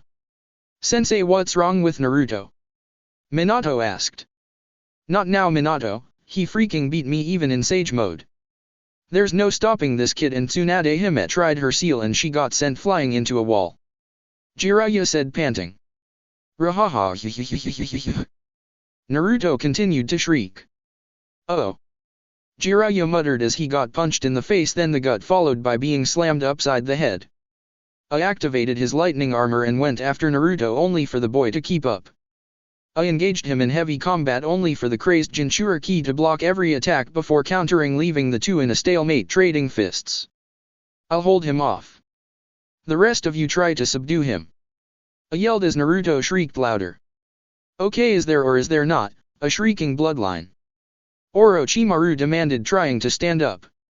Naruto noticed this and quickly disappeared as all the other Kage attempted to utilize their techniques to stop him. Orochimaru quickly recovered as he drew his Kusanagi and narrowly avoided every sword strike before trying to fight back. Orochimaru was rather excited finding someone with enough Kenjutsu skills to match his own. He wouldn't admit it, but it's been a while since anyone was able to keep up with him, since Tsunade would lose herself in anger and Jiraiya was too soft to hurt a former comrade. Perhaps, I can leave him a gift. Orochimaru thought as he dissolved into mud. Naruto quickly dashed around only for Orochimaru to bit down on his shoulder at the last second. Naruto shrieked and bit down on Orochimaru, almost ripping out an artery, making the sun in let go while his curse mark only burned away. The enforcer only increased his speed in his assault on the snake Sunin to the point the Kusanagi started to crack. Orochimaru went wide-eyed as his indestructible sword was slowly falling apart with every strike that landed on it. As the two clashed blades once more, Naruto turned his head for a brief second and left as Mei fired her lava release only to burn Orochimaru's skin. You'll get yours next, Mizukage. Orochimaru yelled as he felt his flesh peeling away. Whatever. Mei waved it off knowing the Sunin was mentally unstable. Mizukage, watch out. Onaki yelled as Naruto almost impaled her. Dust release, detachment. Onaki didn't finish as Naruto dashed fast enough to send a kick to his head sending him flying. Lightning armor. I yelled again dashing at Naruto who stopped his fists and started sliding back at the pressure. I got him again. Someone seal him or something. I yelled trying to get a good grip on the enforcer. I got it. Minato yelled only to get punched in the face by Mito. No, I got it because you'll just wrap the chakra inside a plastic bag. Mito said having no faith in the current Hokage. Mito made her way to Naruto only for the boy to kick the Raikage several times in the face before stabbing him in the arm. Noticing Mito, he was about to stab her with his saber until Wood appeared and began to restrain him. Mito-chan, do your work. Hashirama yelled as Naruto slowly ripped the wood away. Monster, reborn. Naruto said. No sweetie, you're not the Kyuubi. Mito said reassuring him. Monster, reborn. Naruto yelled. Oh my, he's gone off the deep end. Mito said. Well, Jinchuriki aren't exactly treated like royalty, unless you're in Kumo. Onaki said. Wait, what? Hashirama asked. No time, we need to. Mito was interrupted by Naruto who ripped off his restraints and lifted Mito in the air by the neck. My Mokuton isn't as strong in my current form. Hashirama said. That's right, while we're technically alive. We aren't at full strength. Tobirama spoke up. That's when suddenly Hiruzen and Akhenaten arrived. Hiruzen, what are you doing here? Minato asked. Hiruzen. Mito, Hashirama, and Tobirama asked in shock of the aged man. Senseis? Mito-sama? Is that Nawaki-kun? Hiruzen asked. Yup, it's me and I don't know why I'm here. Nawaki answered, rather frightened by everything around him. Oh, Tsunade is going to have a heart attack. Hiruzen said. Just wait until you tell them what she's been doing with her life. Akhenaten said. Monster, reborn. Naruto continued to mutter. Why does he keep saying that? Minato asked. Wait a moment, that's the name of a spell. It's used to revive his fallen dual monsters without using too much life force energy. Akhenaten answered. But he hasn't summoned a monster the whole time he was here. Hiruzen said. Naruto, what do you want use a spell for? Akhenaten said, carefully approaching his student. Monster, reborn, fallen. Kage, fallen, clansman, need, justice. Naruto tried to say. Where are your cards? Akhenaten asked, seeing Naruto look at a box on his belt. Good, your dual disc. Naruto's response was a roar in face. Fine, I'll just use the Diet Hank. He said, backing away as Hashirama restrained him with more wood. So what is he planning? Minato trailed off as Akhenaten went through every card quickly before slamming one down aimed at Mito. The next thing anyone knew, Mito was rejuvenated to look more human. Akhenaten didn't stop as he used the card 3 more times, doing the same to the first 2 Kage and Nawaki, returning them to the land of the living. Naruto continued to roar until he briefly stopped and stared at Akhenaten. Did you just use the same card 4 times? He asked in a complete sentence. Yes, so. Akhenaten asked. That's against the rules. Naruto said, making everyone face fault. Screw the rules. You need help. Mito yelled as she unleashed her chains to wrap around Naruto, who shrieked louder. Before Mito could attempt to remove the Biju chakra, she felt a large tremor. Everyone turned at the sound of large footsteps and saw a large creature made of sand. Oh baby! I'm free! Yelled the creature. Why is the Ichibi out of its seal? Hashirama asked. Nobody answered as the Ichiba turned its attention to the Kage. Oh boy! Fresh meat! The Ichiba yelled as it turned its sight to the Kage. Chapter 10, Divine Intervention. Author's note, to imagine Naruto's transformation. Just imagine Vasto Lord Ichigo, only that the skull looks like a kitsune without the horns and the hole replaced by the seal on his stomach. Also missing the hair. Okay, now we have a Biju and a half transformed Jinchuriki. Hirozen said. I remember back in the day all we had to worry about were foreign clans attacking and not super monster invasions. Tobirama said, not imagining this much insanity for his village. Could be worse. Imagine what if someone got rid of the law against peeking on the hot springs. Hashirama said. Sweetheart, your hatred for perverts will never cease, will it? Mito asked with a sigh. Never. Especially those super perverts. Oh, Kami, I hate them as much as I hate alcoholics. I will never have love for an alcoholic or a pervert. Gamblers are borderline okay, but alcoholics and perverts. Oh, they make me so mad. Hashirama explained as his eyes turned red from rage. Jiraiya, who was half-conscious, swore he saw the angel of death. Tsunade, who was buried deep into the arena wall, was sneezing as she felt like someone was threatening her. Meanwhile, back with Naruto, smashed the chains and snatched his cards out of Akhenaten's hands. What is he doing? Hiruzen asked. I think we have bigger things to worry about. Mito said as Shukaku slammed his fists down, trying to crush everyone. Failing, everyone managed to get out of the way and watched as Naruto fired another mini Bijudama at Shukaku. The Tanuki wasn't necessarily happy with being hit like that. The Biju turned its attention to the shrieking Naruto, emitting enough ki to intimidate him. Looks like Kurama's container doesn't have full control yet. Let's see you survive this. Shukaku yelled as he fired several sand shuriken at him, only for them to be sliced away. Naruto just disappeared in a single step and reappeared on Shukaku's arm.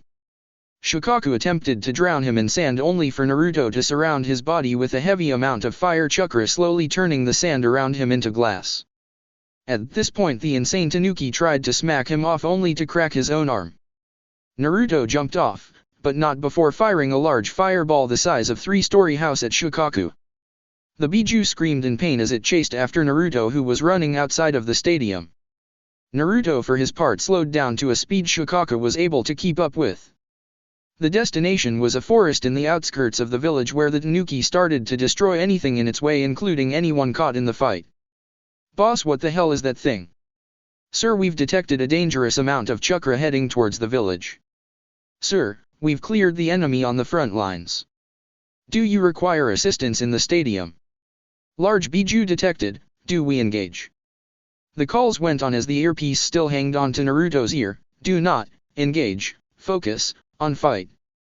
Naruto tried to say as he was close to losing his mind. You're going to make me sweat if you don't slow down. Shukaku yelled as they made it deep into the forest. Naruto looked around and screamed out in the air. Doing so, he couldn't detect any human life forms or something equivalent. That's when his attention went back to the giant behemoth made of sand. Found you! Shukaku yelled before surrounding Naruto in sand. The next thing Shukaku knew, several Narutos appeared and went through several hand seals. Fire style, Grand Fire Apocalypse. They all yelled as the entire section of the forest was engulfed in flames. Shukaku screamed as the entire sand around his body began to heat up, drastically turning it into glass. The glass then started to shatter as more sand tried to protect its outer layer from coming apart. The whole fire was greater than even Madara Uchiha's Great Fire Annihilation, as this was a whole brand new level. The entire forest was likely going to be burned down and reach the village if the flames didn't stop.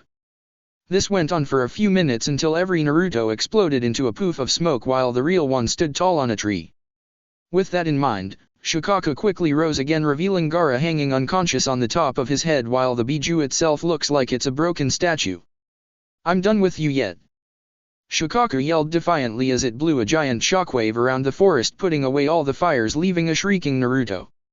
Rahahahav. You want some more? I'll give you more. Show me Kurama's power. Shukaku yelled as he prepared a Bijudama. Rahahahahahaha.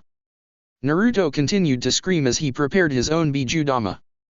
That's when both Bijudamas collided. although Naruto's was digging through the one Shukaku launched. It was ultimately destroyed as Naruto sent another one in its place, slowing it down. Once the second was gone, Naruto was breathing fire through his mouth, hoping to counter it. It was all over when Shukaku's Bijudama made impact. The Biju laughed, feeling victorious. However, the battle was far from over. The next thing that Nuki knew, a large shadow rose from the smoking crater. Shukaku narrowed its eyes as the figure started to grow in size and towered over it. At this point, Shukaku started to shake as the gigantic figure started to reveal itself. Once the smoke cleared, Shukaku saw a large blue muscular creature with a strange and terrifying face and red eyes. It also had red eyes and growled like a tiger as it stared down. What the hell? Shukaku asked, staring at the titan-sized creature standing above him. Obelisk, destroy! Naruto commanded. Obelisk roared as he charged his fists and destroyed the sand body. Shukaku didn't stand a chance as it didn't have a chance to regenerate or fight back. Then again, the Bijudama it fired didn't hit Naruto and likely didn't scratch Obelisk. As Shukaku fell, he gave control back to Gaara. Screw this. You're on your own, kid. It yelled before returning back to its seal. Gaara managed to land with the sand sea, cushioning his fall. As he opened his eyes, he saw the Egyptian god staring down at him. No. I won't let you end my existence. Gaara yelled, crawling backwards. Naruto tilted his head as he signaled Obelisk to stand by. Jumping down, he saw the fearful look on Gaara's face. Slowly approaching the fellow Jinchuriki, Naruto drew his sword and kept it close to his face. Why kill? Naruto asked, regaining some control. Because, I need to prove my existence. All my life I was hated and avoided. My father of all people had people sent to kill me. Every time they failed, the Biju I was cursed with killed them with my ability to control sand. Gaara explained. No, precious? Do you have, precious? Naruto asked. What precious? What are you talking about? Gaara asked, fearful of the monster in front of him. Precious, people who care. Naruto answered. I don't, even my own siblings are scared of me. Gaara said sadly. Chance? Naruto asked. Like they would give me a chance. Gaara said. You give them chance. Love, not hate. Naruto said. Then suddenly Temari and Kankuro arrived at the scene. Gaara, are you alright? Temari asked. I'll hold off the monster while you two run. Kankuro said. But. Just go. Kankuro said as he revealed his puppets only for them to be destroyed. Temari ran up with her fan only for Naruto to shoot a black chain from his body. The chain grabbed the fan and flew at Naruto only for him to smash it with wrist. Kankuro tried to punch and kick Naruto, which led to him being kicked around before being sent skidding back. Temari already knew she had no chance to win and just held Gaara like life preserver. Stop! Gaara yelled. Please, let me my family live. He pleaded. Gaara. Temari was lost for words as Kankuro just watched Gaara's proclamation. Turn yourselves in. Naruto said, I will not kill you. He added as he pointed to the village. Gaara got out of Temari's grip as he lifted Kankuro. Temari, Kankuro, let's go. We've lost. He said as they began to march back to Konoha. I wonder who's precious to him. Gaara wondered while his siblings stayed close to him. Naruto started to return to normal as his face reverted to its original form along with his eyes. For a brief moment he felt a tear run down his face and remembered the day the kids wanted to follow him after the orphanage fire. The times he would pick them up and spin them around. The long talks and walks around the village. Then Ika came back. Aika.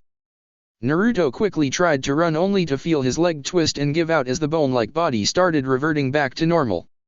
Refusing to give in to the pain, he got up and started limping all the way back to the village. He had his chance to take back his baby sister, and while he was at it. All available units on standby. I have one last order for the day. Any and all available units not necessary for any remaining fighting are to guard the orphans from Martha's orphanage along with my siblings at the Sarutobi compounds. Naruto ordered. This is Buccaneer, enemy is in full retreat. Sending units to the compounds now. Buccaneer replied. Valen here, we take watch over the orphans until the coast is clear. Said Valen replied. Miles here, all remaining hostiles are either captured or deserting. The battle is likely won, but we're keeping our guard up. Miles reported. Naruto thanked whatever deity was helping him, now all he had to do was make sure Aiko was safe. Despite feeling a sense of urgency, he stopped as he sensed multiple signatures near him. Not taking the time to analyze the level of the potential threat, he unintentionally started transforming again. When a large black and red dragon appeared and a few genin came off. Is that him? Asked Ches, revealing to have controlled the dragon all the way here. I'm more concerned about the giant brute. Jesse yelled out, pointing at Obelisk, who was watching everyone like it was his business. Red dragon archfiend. Ches asked, seeing his dragon backed away slowly in fear. Guys, we can worry about it later. It's not doing anything. Jaden said, not bothering to look at the Egyptian god's form. Blair, where's that Naruto guy? You said there was something important about him. He added. Naruto for his part was growling as he slowly turned skeleton-like as he tried to stay standing. The group were a bit freaked out by the transformation. Most of them were afraid except Blair, who saw the initial transformation and did her best to walk up to him without giving Naruto a reason to feel threatened. Blair took her time to approach Naruto. She could see him panting. Likely from fighting that giant creature from earlier. Before she reached him, she quickly removed her kunai and shuriken pouch before tossing it to her teammates. Blair raised her hands as she could see Naruto gripping his blade. Naruto, do you remember me? Blair asked. Naruto tilted his head before letting go of his weapon. I'm a friend, remember? You sent a shadow clone when I was disqualified. She asked. Blair-chan. Naruto asked before falling and taking a knee. Yes, it's me. Are you okay? Blair asked, now only a foot away. Naruto backed away as best he could. Stay back. He commanded. Blair froze for a second before continuing to reach out for him. It's okay, Naruto, really. I'm not scared of you. She said. What if I hurt you? Can't hurt, friend. Naruto struggled to say, trying to control his power. Naruto, please let me help. Blair said as she was an inch away from reaching him. Blair-chan, stay away. Naruto said. Naruto oozed sadness and sorrow. Blair shook her head. Naruto, I know who you really are. Naruto stiffened as his face revealed fear with some sadness. You're a good person. I was wrong to think otherwise. When I was about to lose my fight, I saw you. You were the summoner that saved me and my teammates back before you got your alias as an enforcer. She explained. Naruto shook his head. Stop. You're also a loving brother. You avoid confrontation, you don't kill, you only fight if it's necessary, and you tell the difference between right and wrong. Blair said as she reached for him. Stop, please. Naruto pleaded. You feel remorse. You're a human like us. All you really want is to feel like you belong. Blair said as she almost had Naruto in her arms. Naruto jumped back further. No. I'm a monster. All I do is destroy. He growled. Naruto, you're not a monster. You're just a victim. Blair yelled out. I told you to stop. Naruto yelled as he reverted to his transformation and picked up his sword, ready to use it. Blair just ran at Naruto, who pointed at Blair as she ran. Blair, what are you doing? Hey, don't move. Holy crap. The next thing anyone knew, Naruto thrusted his sword and it made impact. The boys closed their eyes before opening it again and saw the sword hitting the ground. Naruto's eyes reverted back to their natural blue. The boys sighed in relief before realizing what Blair was doing. Their childhood friend since the academy was hugging Naruto and wrapped her arms around his neck. They couldn't tell, but tears were rolling down her eyes as she looked up to Naruto's skull-like emotionless face. Naruto for his part refused to move. Why? You see what I am? Yet you ran towards me. I could have killed you. Why throw away your life for a stranger? Someone you don't even know for that long. Naruto demanded as tears fell down his face as well. Because I love you. Blair yelled. Jaden and Chez's jaws hit the ground at the proclamation while Jessie was crying tears. Almost like it was a beautiful ending to a soap opera. This earned him a sweat drop from his friends. Naruto for his part slowly reverted back to his human form. His arms now holding Blair as he kept her close to his chest, which by now revealed their muscularity from his years of training. If it wasn't for the moment they were in, Blair would be as red as a tomato. Blair-chan, do you mean it? Naruto asked, stunned at the confession. I know it sounds sudden, but I've had feelings for you since you saved me. You helped Alexis when no one else did anything. You helped us in Wave with the summons and even gave me the motivation to keep fighting. Then your clone told me the truth about you, confirming everything. Blair explained, crying into his chest. But then you understand that I'm just like... Naruto was cut off. You're nothing like Arashi and you're not the Kyuubi. If me loving you means that I'm a demon whore, then I don't care. Blair proclaimed. This is so beautiful. Jessie cried. Jessie, you're ruining the moment. Chez deadpanned. Sorry. Jessie apologized. Blair-chan, you need to let go. Naruto said. No, I won't. Blair argued. Blair-chan, seriously, my body couldn't handle that transformation. I need a hospital, preferably with Fonda. I don't trust the regular hospital. Naruto explained. Then suddenly Naruto collapsed. Blair panicked as the other boys surrounded her. End of song. Naruto, no. Blair cried out. He needs a hospital. Jaden said, checking his pulse. I'll see if Red Dragon Archfiend can take us. Chaz said, drawing his card, hoping to summon again. Only for a large hand to land beside them. Everyone looked to see Obelisk pointing at his hand. They were scared and unsure of what he wanted. Only for him to gesture for them to hurry. Jaden and Jessie carefully picked up Naruto and put him on Obelisk's hand as all four joined their blonde friend. Obelisk raised his hand and cupped it with his other hand. Then began to move towards the village. The next thing they knew, they were already past the gates as Obelisk carefully maneuvered his way around the village. Being careful and ignoring the screams and pleads of a Biju attack. Obelisk remained unfazed and continued to make his way to other side in the red light district. Thank you, Obelisk. Naruto said before losing consciousness. Naruto. Stay with me. Blair said. Come on, pal, stay awake. Chaz said. Yeah, hospital shouldn't be too far. You gotta stay awake. Jaden pleaded. It was too late as Naruto smiled as he closed his eyes. A while later. Naruto opened his eyes, vision beyond blurry, and all he could feel was pain surrounding his body. That and a lot of pressure around his chest and, some mops of hair. Was someone lying on top of him? A minute later Naruto saw three little tykes sleeping either on or beside him. Naruto covered his mouth as he felt the tears coming out. Not bothering to say anything, he used all the strength he could muster to wrap his arms around the children. Finally, he was reunited with his siblings and no one was here to take them away from him. That's when Shiro opened his eyes first and noticed his older brother was awake. Aniki? Shiro asked. I'm here, Shiro, I'm staying for good and never leaving your side. Naruto said, pulling him in close for a hug. Aniki? Shiro cried onto his chest, waking up Tuya and Minori. Aniki? The other two asked. Come here, Aniki is never leaving you three again. Naruto said, embracing them. After a long reunion, Naruto looked at the door to see Fonda coming in. Good, you're awake, although I'm against visitors this early. I'll make an exception for my favorite patient. Fonda said. Naruto sighed, I'll leave you a gift in the mail. He said, getting a giggle.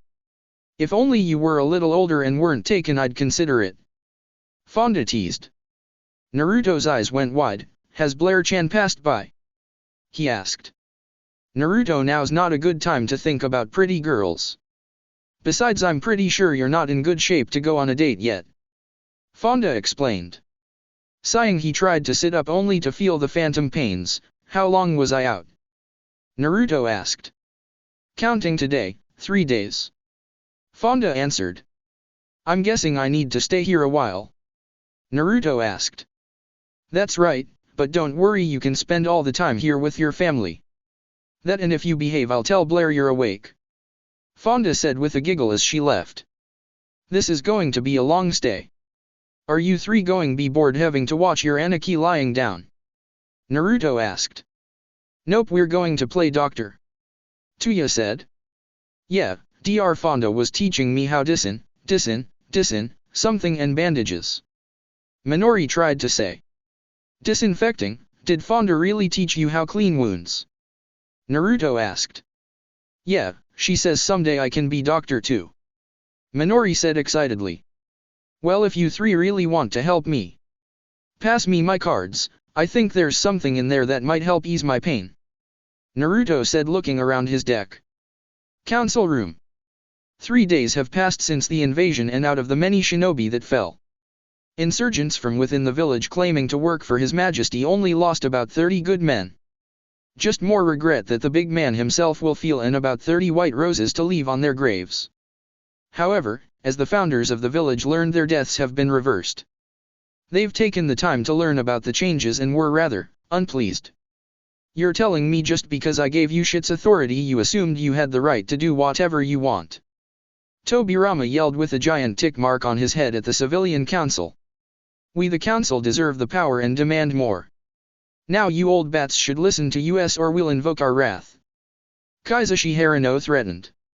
Suddenly the member of the council found their head trapped in a sphere of water. Show me some wrath then. Tobirama commanded, seeing Kaizashi panic as he slowly drowned. Anyone else? He asked, getting the silent treatment out of fear. Good, now can someone explain to me why there was a report of an orphanage being attacked? By our Umbu no less. Hashirama asked, seeing as he had to help restore order and had the authority to look over the past orders along with current ones. Shodai-sama, care to elaborate? I remember no such order. The Umbu commander said. It's right here, it was some kind of capture order for a Naruto Uzumaki Namikaze, if not then abduction of 3 individual children. Then there was a statement that at least 2 were killed while the rest were heavily injured. As much as I care for our shinobi, I want to know why is an orphanage attacked? Hashirama asked. Yandai-sama? The Umbu commander asked, looking at their current Hokage who was sweating bullets. Terrorism? Minato asked. Are you asking or telling? Hashirama asked. Now listen here, I am the current Hokage and what I saw is law. So I did what I had to. Minato argued. That doesn't answer my question. That just proves you're in this for the power. Hashirama barked back. What I want to know is why you were after one of my clansmen. And why wasn't he living with you, considering you were looking for him? Mito asked, glaring daggers at Kushina. He ran away is all after his 7th birthday. He just couldn't handle that my older son Arashi was fit to rule 2 clans. Minato argued. What 2 clans are you talking about, Yondaime? Mito asked. The Namikaze clan and Uzumaki clan, of course. Naturally Arashi was born first, so he had to the Namikaze clan head, and Naruto was just getting in the way at the time. Besides, he had no skill or potential, so I took away his position as Uzumaki clan heir and gave it to Arashi. Minato explained. So you kicked him out of your family? What bastard does that to his own child? Hashirama yelled. I did no such thing. Minato yelled. Yes you did, as Hokage you know that the laws state once you remove the position of heir or heiress of a clan before coronation they are banned from their clan and often have their bloodline removed. Hashirama explained. I refuse to believe it. Kushina yelled. Sit down. Mito yelled, restraining Kushina to her seat with her chakra chains. Who even made such an order? Minato demanded. It was made years after Madara's death, when the Uchiha were under heavy fire with many of their own still siding with Madara. The law was created after the clan head at the time was challenged to a battle to the death and lost. Since then the Uchiha swayed the votes and established the law alongside a battle to the death. Tobirama explained. And such action is unbecoming of an Uzumaki. Kushina, I cannot. You betrayed my trust, starting with how you split the Kyuubi's chakra. Mito said. At least Arashi-kun has better control of the Kyuubi's chakra. Now when Naruto-kun comes back, Arashi-kun can be able to restrain him when he goes berserk again. Kushina argued. Kushina, what are you talking about? Mito asked, wondering what went through her ditzy head. Naruto-kun has the Kyuubi's soul and it's why he went on a rampage. Kushina cried out. Kushina, if that's true, Arashi can't do anything. You can't restrain the soul's container with the chakra alone. The chakra also can't be controlled without the soul. You're pretty much eating soup with a fork at this point. Mito explained. But the chakra is useless and unstable, that's why in the event it's split it has to be returned to the soul's container. Mito interrupted. But Naruto is irresponsible. Kushina said. How would you know that if he hasn't lived with you in a long time? Mito asked, leaving Kushina silent. Let's not forget the other reports on one Arashi Uzumaki Namikaze. From the looks of things, said boy was said to have assaulted a girl in his class during the academy, and that same day he went into his Biju cloak and attacked several instructors. Tobirama spoke up. It was an accident. Had no one provoked him he wouldn't had they left Arashi to his vices. Minato yelled. And let him rape a girl at a young age? Are you that sick and twisted that deflowering a girl is nothing so long as your heir is happy? Hashirama yelled, emitting the same ki he used when he fought Madara so many years ago. And you too? Did you encourage this? Tobirama asked, pointing at Koharu and Homura. No, we suggested to make something up to calm the fears of the villagers. But it was Minato who later covered it up, saying it was an attempt of seduction on the girl's part. Homura explained. Then why is it that the notes carried photos of your meeting with the Yondaime along with a threatening message that you encouraged it? Tobirama asked. The man who sent those was just trying to work on overthrowing the Konoha government. We need to focus on arresting that man at once. Koharu demanded. You be careful of who you talk to with that tone of voice, Koharu. Especially your own teacher of all people. Tobirama responded in a commanding tone. Anyways, it's clear from this alone Arashi should not be allowed to carry on with this chakra. Thus, must be removed entirely and added with the rest of Naruto. Mito said. Arashi. Mito graced the current Hokage with a skull-crushing punch. Is irrelevant, and before anyone says anything. No, I will not consider having the soul extracted into Arashi, since that would kill Naruto and Arashi would only have a decrease in chakra reserves. Mito explained. As Hokage I will not allow that. If you even consider bringing that up, then I will personally have you executed. Minato yelled in rage, only to have his head smashed into a wall courtesy of Hashirama. You are an arrogant bastard.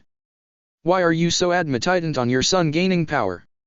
What purpose does ignoring one child for another serve? Hashirama demanded, to the point he was willing to his current successor and be done with it. Because of the prophecy. Not like an ignorant old man like you would understand. Minato argued. What prophecy? What inscriptions would warrant this insanity? Hashirama demanded. The toads, obviously. They are the strongest summoning clan.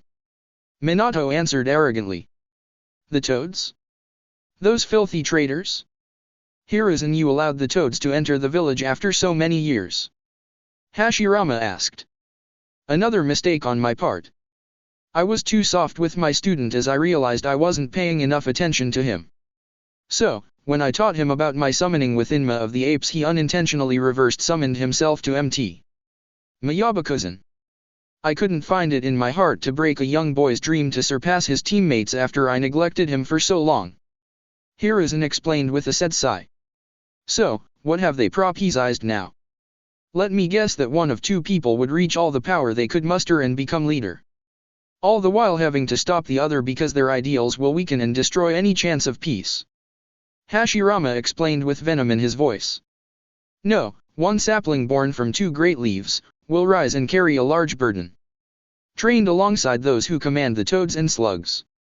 Not even at the age of an adult they will see the world for what is an attempt to bring greatness to their home. However, when the tantalizing offer for power comes, the one who rides the beast of hatred will either save or end the shinobi world. Minato explains. Tobirama pinched the bridge of his nose. This is exactly what happened with Madara. He said.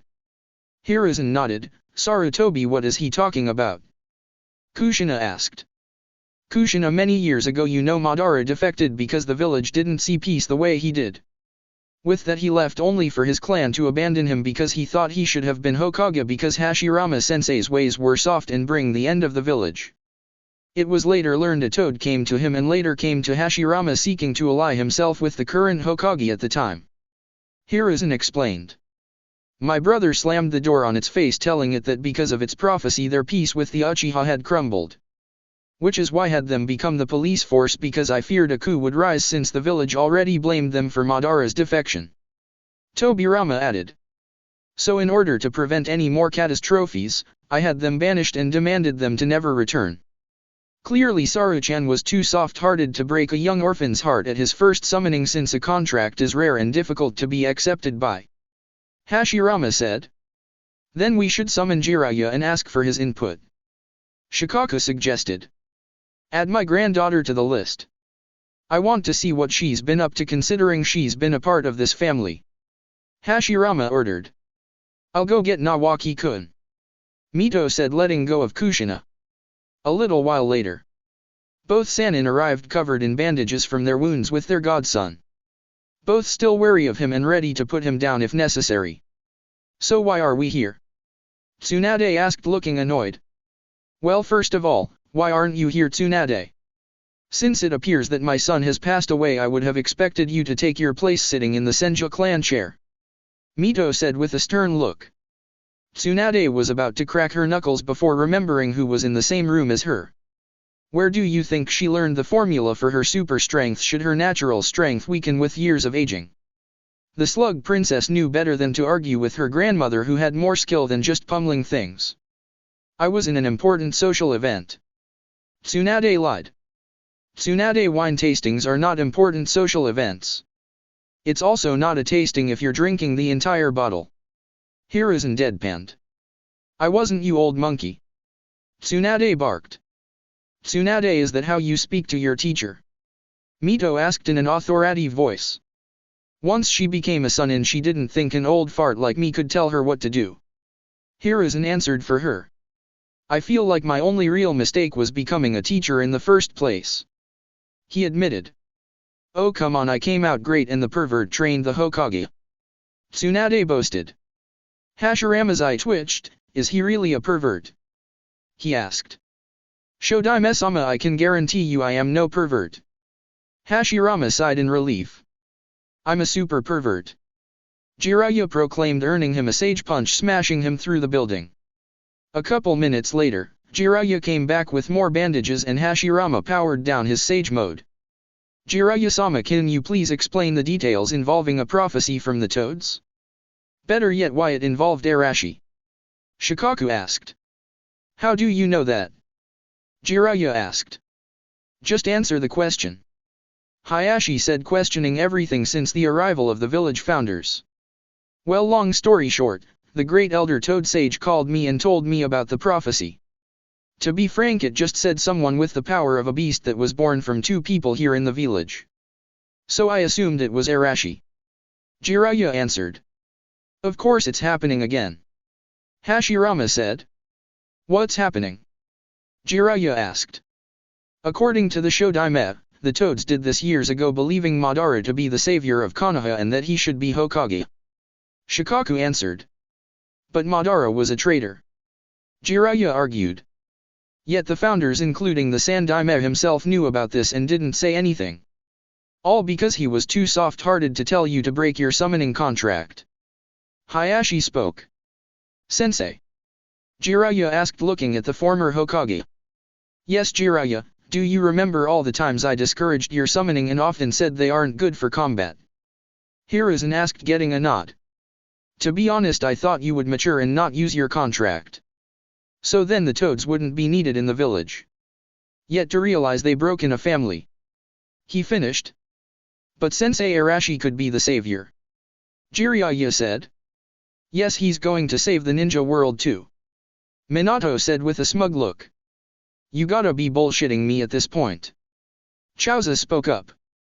I'll prove it, look. Jiraiya said as he summoned a green toad. Jiraiya boy, what have you summoned me here for? Asked the green toad. Fukusaku, is it true the toads were allied with Madara Uchiha? Jiraiya asked. For about 5 minutes the toad looked stunned. Jiraiya boy, who told you that? That information was locked away so that not even Sarutobi should know. Fukusaku said. Because I told him. Fukusaku turned and gasped at the sight of the once dead Kage. Hashirama-sama, how are you alive? Fukusaku asked. Better yet, why are you toads back in Konoha messing with everyone's minds about prophecies? Was it not enough you caused Madara to defect? He asked. That was an accident, but this time the prophecy has changed. So all we have to do is find the child that matches the description. Fukusaku said, defending his beliefs. And what would that be? Mito asked, questioning the creature that divided her family. I can't remember it word for word, but it was someone among the sands with a heritage and power to summon ancient creatures would determine the fate of the ninja world. He said. So now it no longer matters if the Kyuubi is involved? Tobirama asked. I don't think so. It originally mentioned a beast of hate, now it mentions 3 deities under their control. Fukusaku answered. See, we already have one, the Shinigami.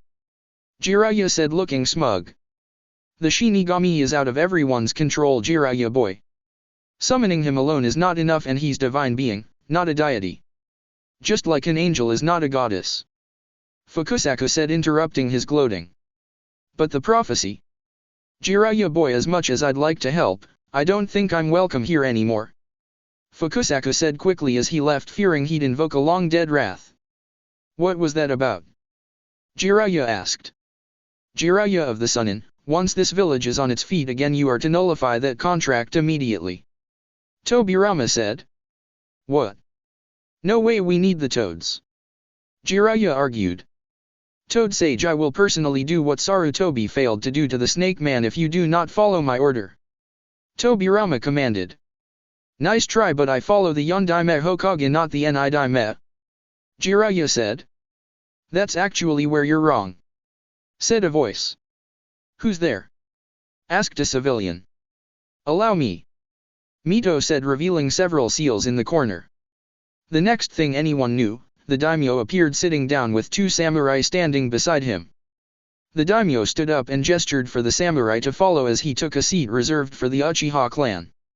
Although Makoto is the leading matriarch, she's still not in the right mind since the massacre years ago.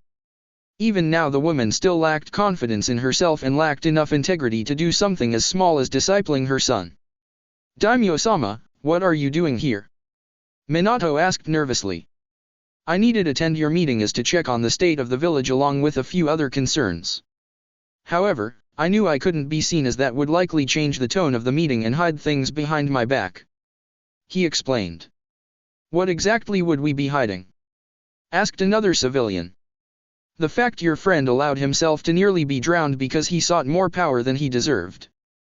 The daimyo said, pointing at Kaizushi, who passed out due to his lack of oxygen. Well, as you can see, there is nothing else worth worrying about. So, thank you for your time and don't let the door hit you on the way out. Minato said rapidly. Oh no, first you argue with your predecessors about a mentally unstable Jinchuriki and something about toads. Now you're trying to get rid of me now since you know that I'm here. Clearly there are changes to be made, starting with who deserves authority. The daimyo explained. But daimyo-sama, I clearly have everything in control. Minato was interrupted by a raised hand. No, I noticed when I received those anonymous letters of civilian and shinobi corruption. Then the fact that a third party was working with Konoha to establish trade with Kumo as well as assisting Kiri in their civil war. The last nail was your blatant favoritism for the Uchiha. The daimyo saying the last part with some hint of shock. But Sasuke needed the match so he could be promoted. Minato argued. So, you were expecting to hand him a promotion of the bat? Minato, I may be a noble, but my father taught me the meaning of hard work, forcing me to train with the samurai at a young age. So, don't tell me the difference between earning and giving. Worst, you ended a match right away in favor of the one who was about to surrender. The daimyo explained with disgust in his voice. It didn't matter, their match was too long anyways. Everyone was expecting the Uchiha. Another civilian yelled out. Yet it ended with the village being embarrassed in front of the other nobles along with the VIPs. I heard several of them claiming they'd change contacts if this village can't guarantee competent ninja. The daimyo shot back, making the civilians look nervous. Daimyo-sama, I can explain, Minato said, raising his hands up. Then please do. Why are you so amative about the Uchiha? The daimyo asked as everyone turned their heads to Minato. Because I want him to marry my daughter Aiko when she becomes of age. My wife was already friends with Sasuke's mother, so it was easy creating a contract. Minato admitted. Didn't his daughter just turn 9? Inoichi asked. And Sasuke is 13, so? Tsume trailed off, counting. Can a father be arrested for encouraging lechery? Chauza asked for 2 reasons. 1. His Hokage was about to give away his adolescent daughter to an older boy for power. 2. His 12-year-old son was dating a kumonin who's slightly older. Minato, I am disappointed in you. You've allowed the village to run rampant and arrogant. You've played favorites. You've neglected your child, who in turn nearly lost his mind to his biju. Can someone check on the boy, by the way? He asked, seeing Kushina raise her hand only to have it slapped away by Mito. I will see to that personally, since I made contact with the fox when I was his Jinchuriki. Clearly Kushina didn't learn anything. Mito said, glaring at her grandniece. Well, that's good, and clearly I need to reschedule my stay for at least another week. With that, I declare that until further notice that the position of Hokage be retaken by one of the past Hokage. This meeting can consider itself dismissed for now. The daimyo stated. Minato just stood there looking frozen at the proclamation. Did the daimyo just fire him? What was he supposed to do now? He can't invoke any authority now that Sarutobi or one of the brothers regains power. Pardon me, senseis, but I am a little too withered to take back the hat. Hiruzen said. I understand, Saru, you've been at it the longest. But I doubt I have the patience to deal with what the village has become. I'd prefer to help in other ways. Hashirama said sadly. Very well, I'll take control. You created the will of fire, so I'll have to rekindle that flame. Tobirama said. You would look great in the hat, Otauto. Hashirama said as he died before seeing his brother become Hokage only not long after did Tobirama die. I'm not wearing those robes. Tobirama said. Hiruzen just picked them up and dropped them on him. Sensei, I did it for 4 decades. You can handle it. He said with a smirk. You'd look great in them, Otauto. Have I ever led you astray before? Hashirama asked with a cheeky grin. Kushina was comforting Minato, who was ready to have a mental breakdown. Tsunade was just stunned at the fact that her great-uncle retook the position that killed him. Aji, you can't be seriously considering taking the hat back, are you? She asked. Why not? The village needs a strong leader and not someone who puts the idea of power and greatness above family and the village. Tobirama replied. But it's the reason you died. Tsunade argued. I died to protect my fellow shinobi. Everyone knew the cost to preserve the will of fire. Now that I'm back, it's all about learning jutsus when all you need is a sharp-tipped weapon to the head to kill. Tobirama argued back. But you're throwing your second life away for nothing. Tsunade said bitterly. Who said anything about me throwing away anything? Tobirama asked. Because of this cursed job, you, Jiji, Nawaki and my lover Dan all died. I was all alone until Kushina took me in. Tsunade practically yelled. And we accepted that. Including Nawaki, and he was only a fresh genin. Tobirama said, not swayed by his niece's rant. You're just wasting your life, Aji. You'd never understand the pain of losing someone close to you. Slap. Don't you dare patronize me, Tsunade. I may be your granduncle, but I'm not afraid to discipline you. Unlike my brother and nephew, I am firm and commanding. Tobirama yelled. Jiji, you let him hit me. Tsunade practically cried. Tsunade, you're an adult and you know we've been through as much as you have. I lost both my parents, 2 of my siblings, and most of that was before I became a teenager. Not only that, from what I learned, your grandmother lost her village and clan. Hashirama explained. Tsunade was at a loss. Her grandfather was through worse and he was forced to keep moving on. She couldn't rely on her depression speech about her relying on alcohol and gambling. Although that would likely give them a reason to kick her out of the clan. Not only that, but her sensei will rat her out about not attending meetings. That only left everyone else to wonder how the rest of the week would look now that change is coming. They can only hope not too much damage happens. Especially now that the Red Light District insurgents are gaining credit for helping defend the village. A topic the daimyo would like to know more about, seeing as he was saved along with the other nobles and taken to a safe house that met their needs until the invasion ended. With Naruto a day later. The enforcer and secret leader of the Red Light District was feeling happy. His life was coming back together. It was only a day ago that Martha and everyone else visited him. Naruto revealed everything, starting with his origin, and although Martha was disappointed that he didn't tell the truth, she forgave him. Then consulted him about the attack on the orphanage. He was really messed up in the head when he killed for the first time, but his adoptive mother assured him he needed to do what was necessary to protect the children. Joey, Serenity, and Crow also gave their thanks for helping them when they were in trouble. They were all grateful for helping and understood where he was coming from. Of course, the two boys were less than shocked when they heard about their Hokage's abuse towards Naruto. Even with the knowledge of his Jinchuriki status and the fact he had to kill to protect them. Regardless, they didn't see him as anything less than a family member. All they could do was hope for his speedy recovery and that he'd come back home soon. Although happy that he was welcomed back, that left him wondering where Blair was. Naruto still couldn't get her last words to him out of his mind. Because I love you. It's something he could talk to her about once he was out. Blair was likely busy with missions and didn't have time to see him while he was recovering. After all, she couldn't just give up her duties and career just to wait for his recovery. With that in mind, Fonda gave him the green light to check out. You've always been a quick healer, haven't you? What's your secret? Fonda asked. A mix between my tikes and them using my cards. Naruto said, gesturing to his cards. You have to tell me more about those cards one of these days. Fonda said.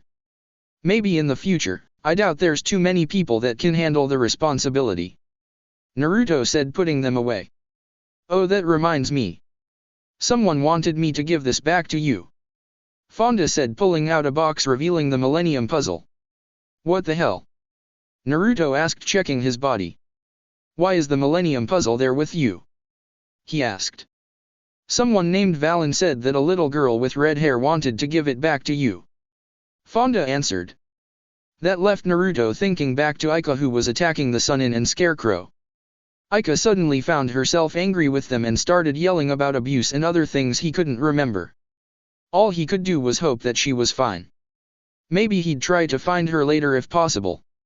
Thanks, Fonda, I'll be taking the kids home now. I need a vacation after all this.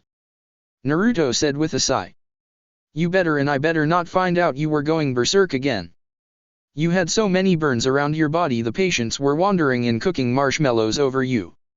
Fonda said. Yeah, very funny, I'll calm down for now on.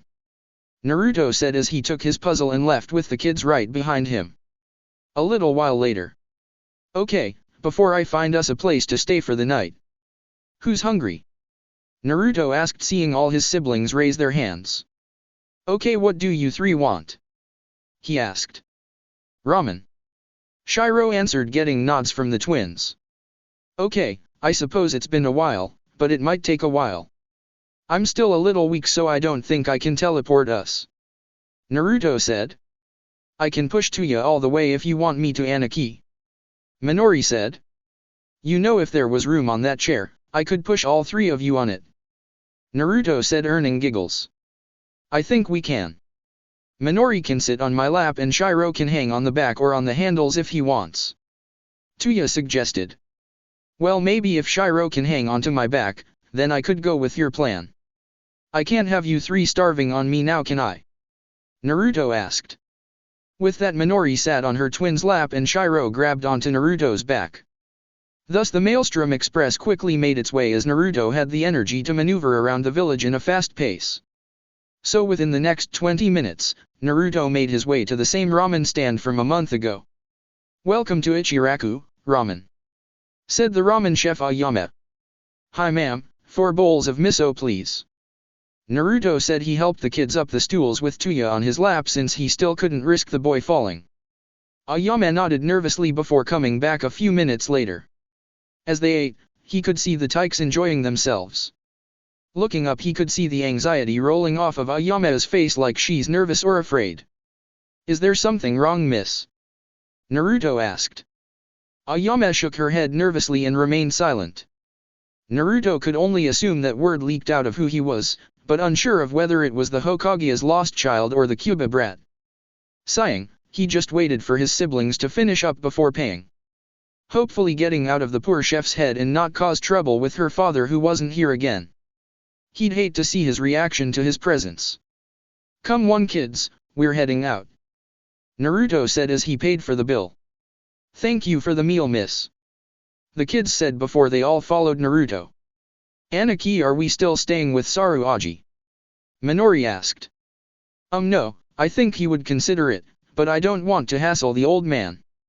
Everyone is likely staying in a hotel that I paid for, so I would say one of my hideouts," Naruto answered. "Cots and offices?" Minori asked. "No, there's always a bed in a real room.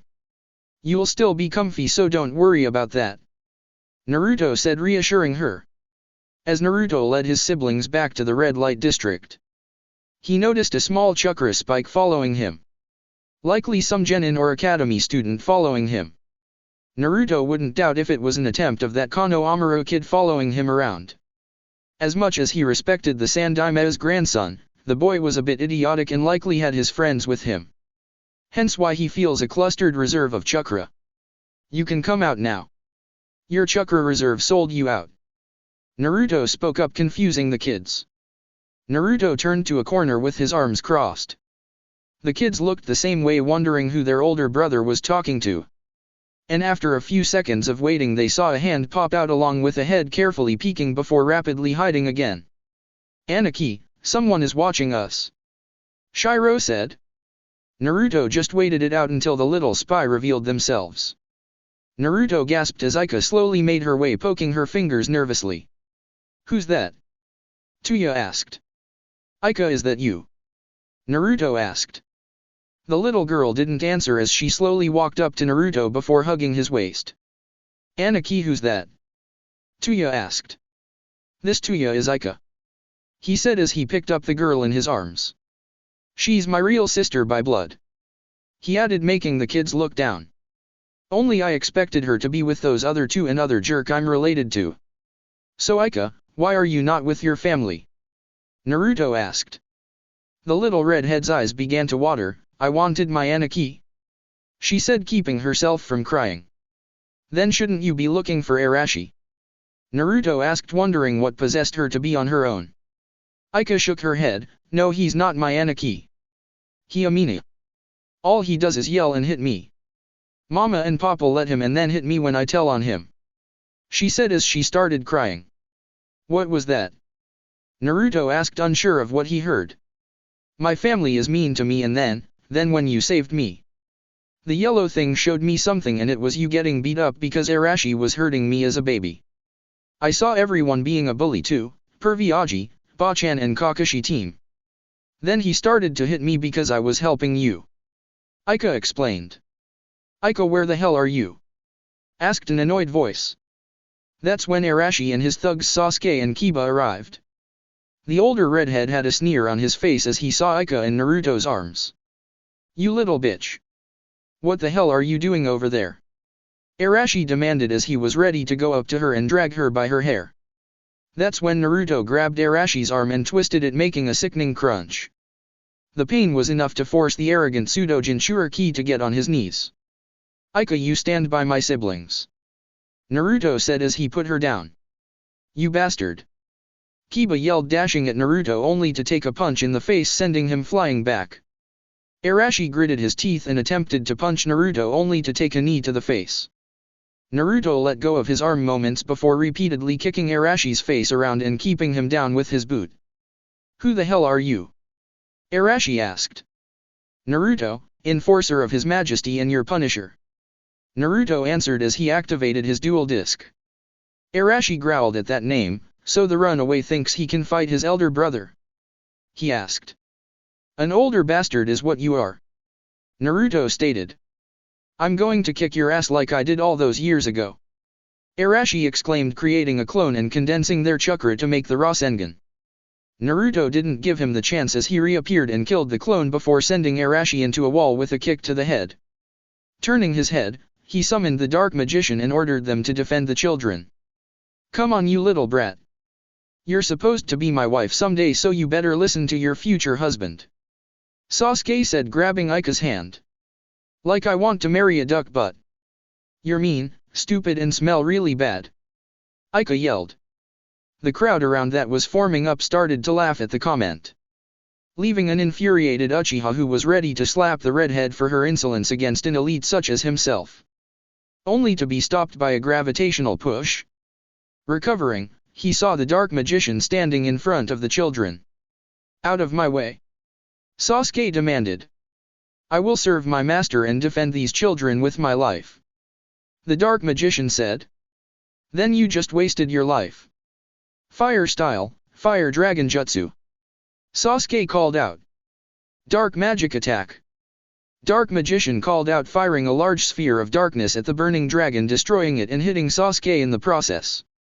Kiba tried to sneak up on Naruto with an attack from behind.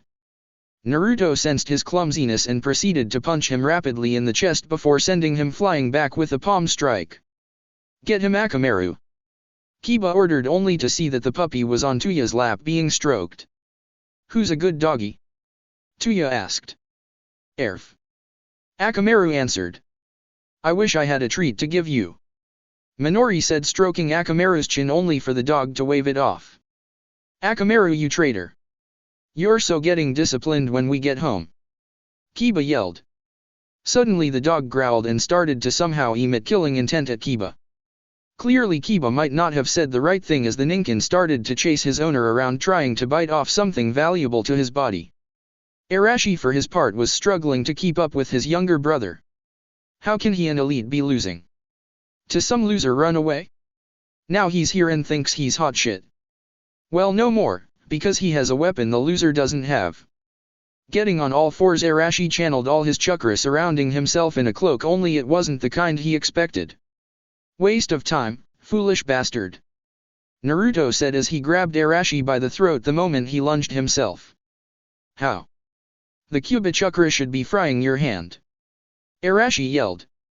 You aren't even in the one-tail cloak. Besides, I hold the soul of the Kyuubi while you have the chakra. If I wanted, I can rip it out and destroy your coils. Naruto said, missing any sign of remorse before slamming Arashi down on the ground. The fight was practically over the moment Naruto slammed a seal on Arashi, restricting his chakra. Arashi was stunned that he, the future Hokage and Toad Sage, was just defeated in a matter of minutes.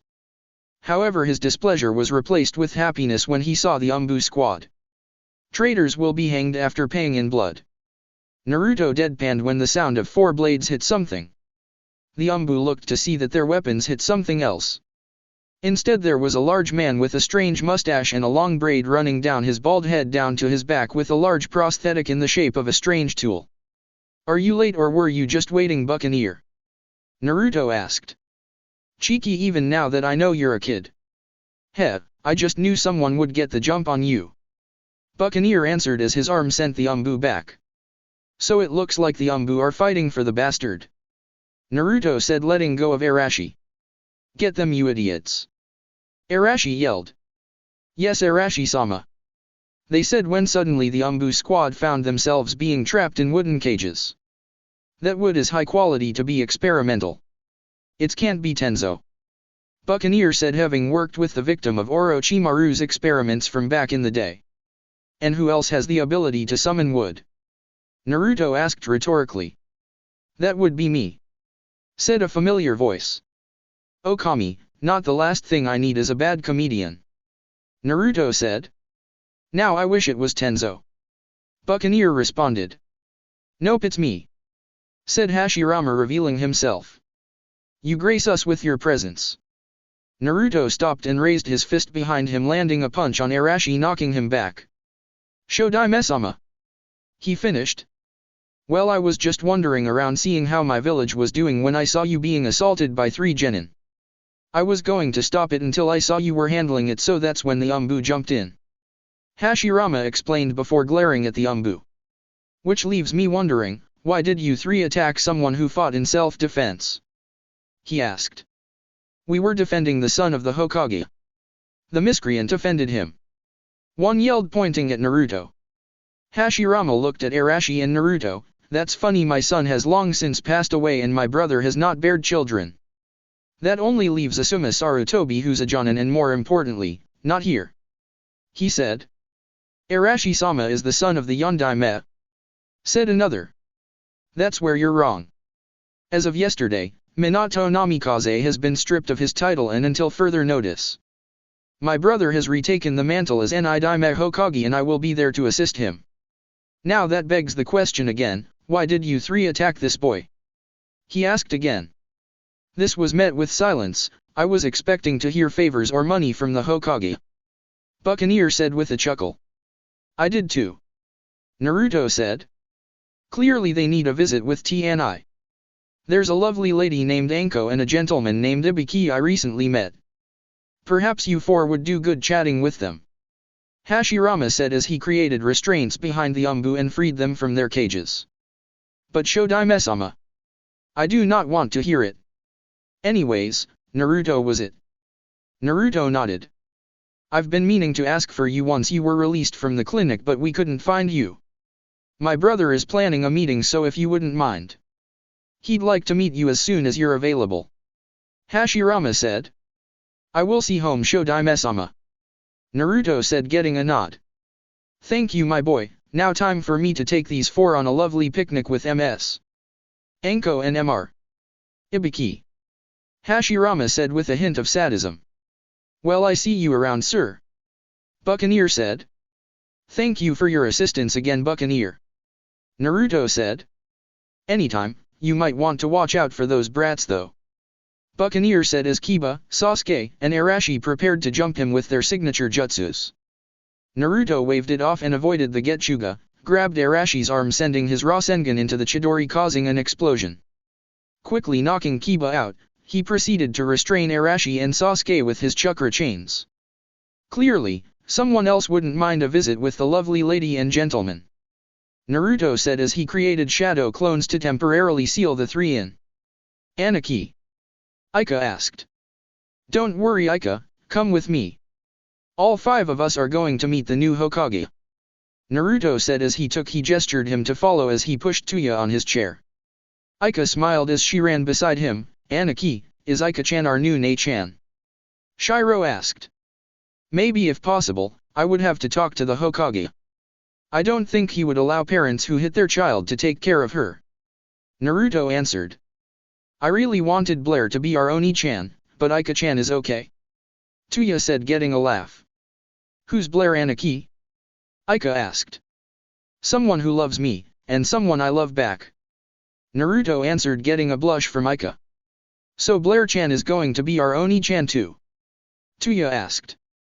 Naruto tried not to blush. I think you might be getting ahead of yourself, Otauto. He said. Okay, but you miss her too, right? So what are you going to do when you see her? Tuya asked. Naruto smiled. I'm going to tell her I love her too. He answered.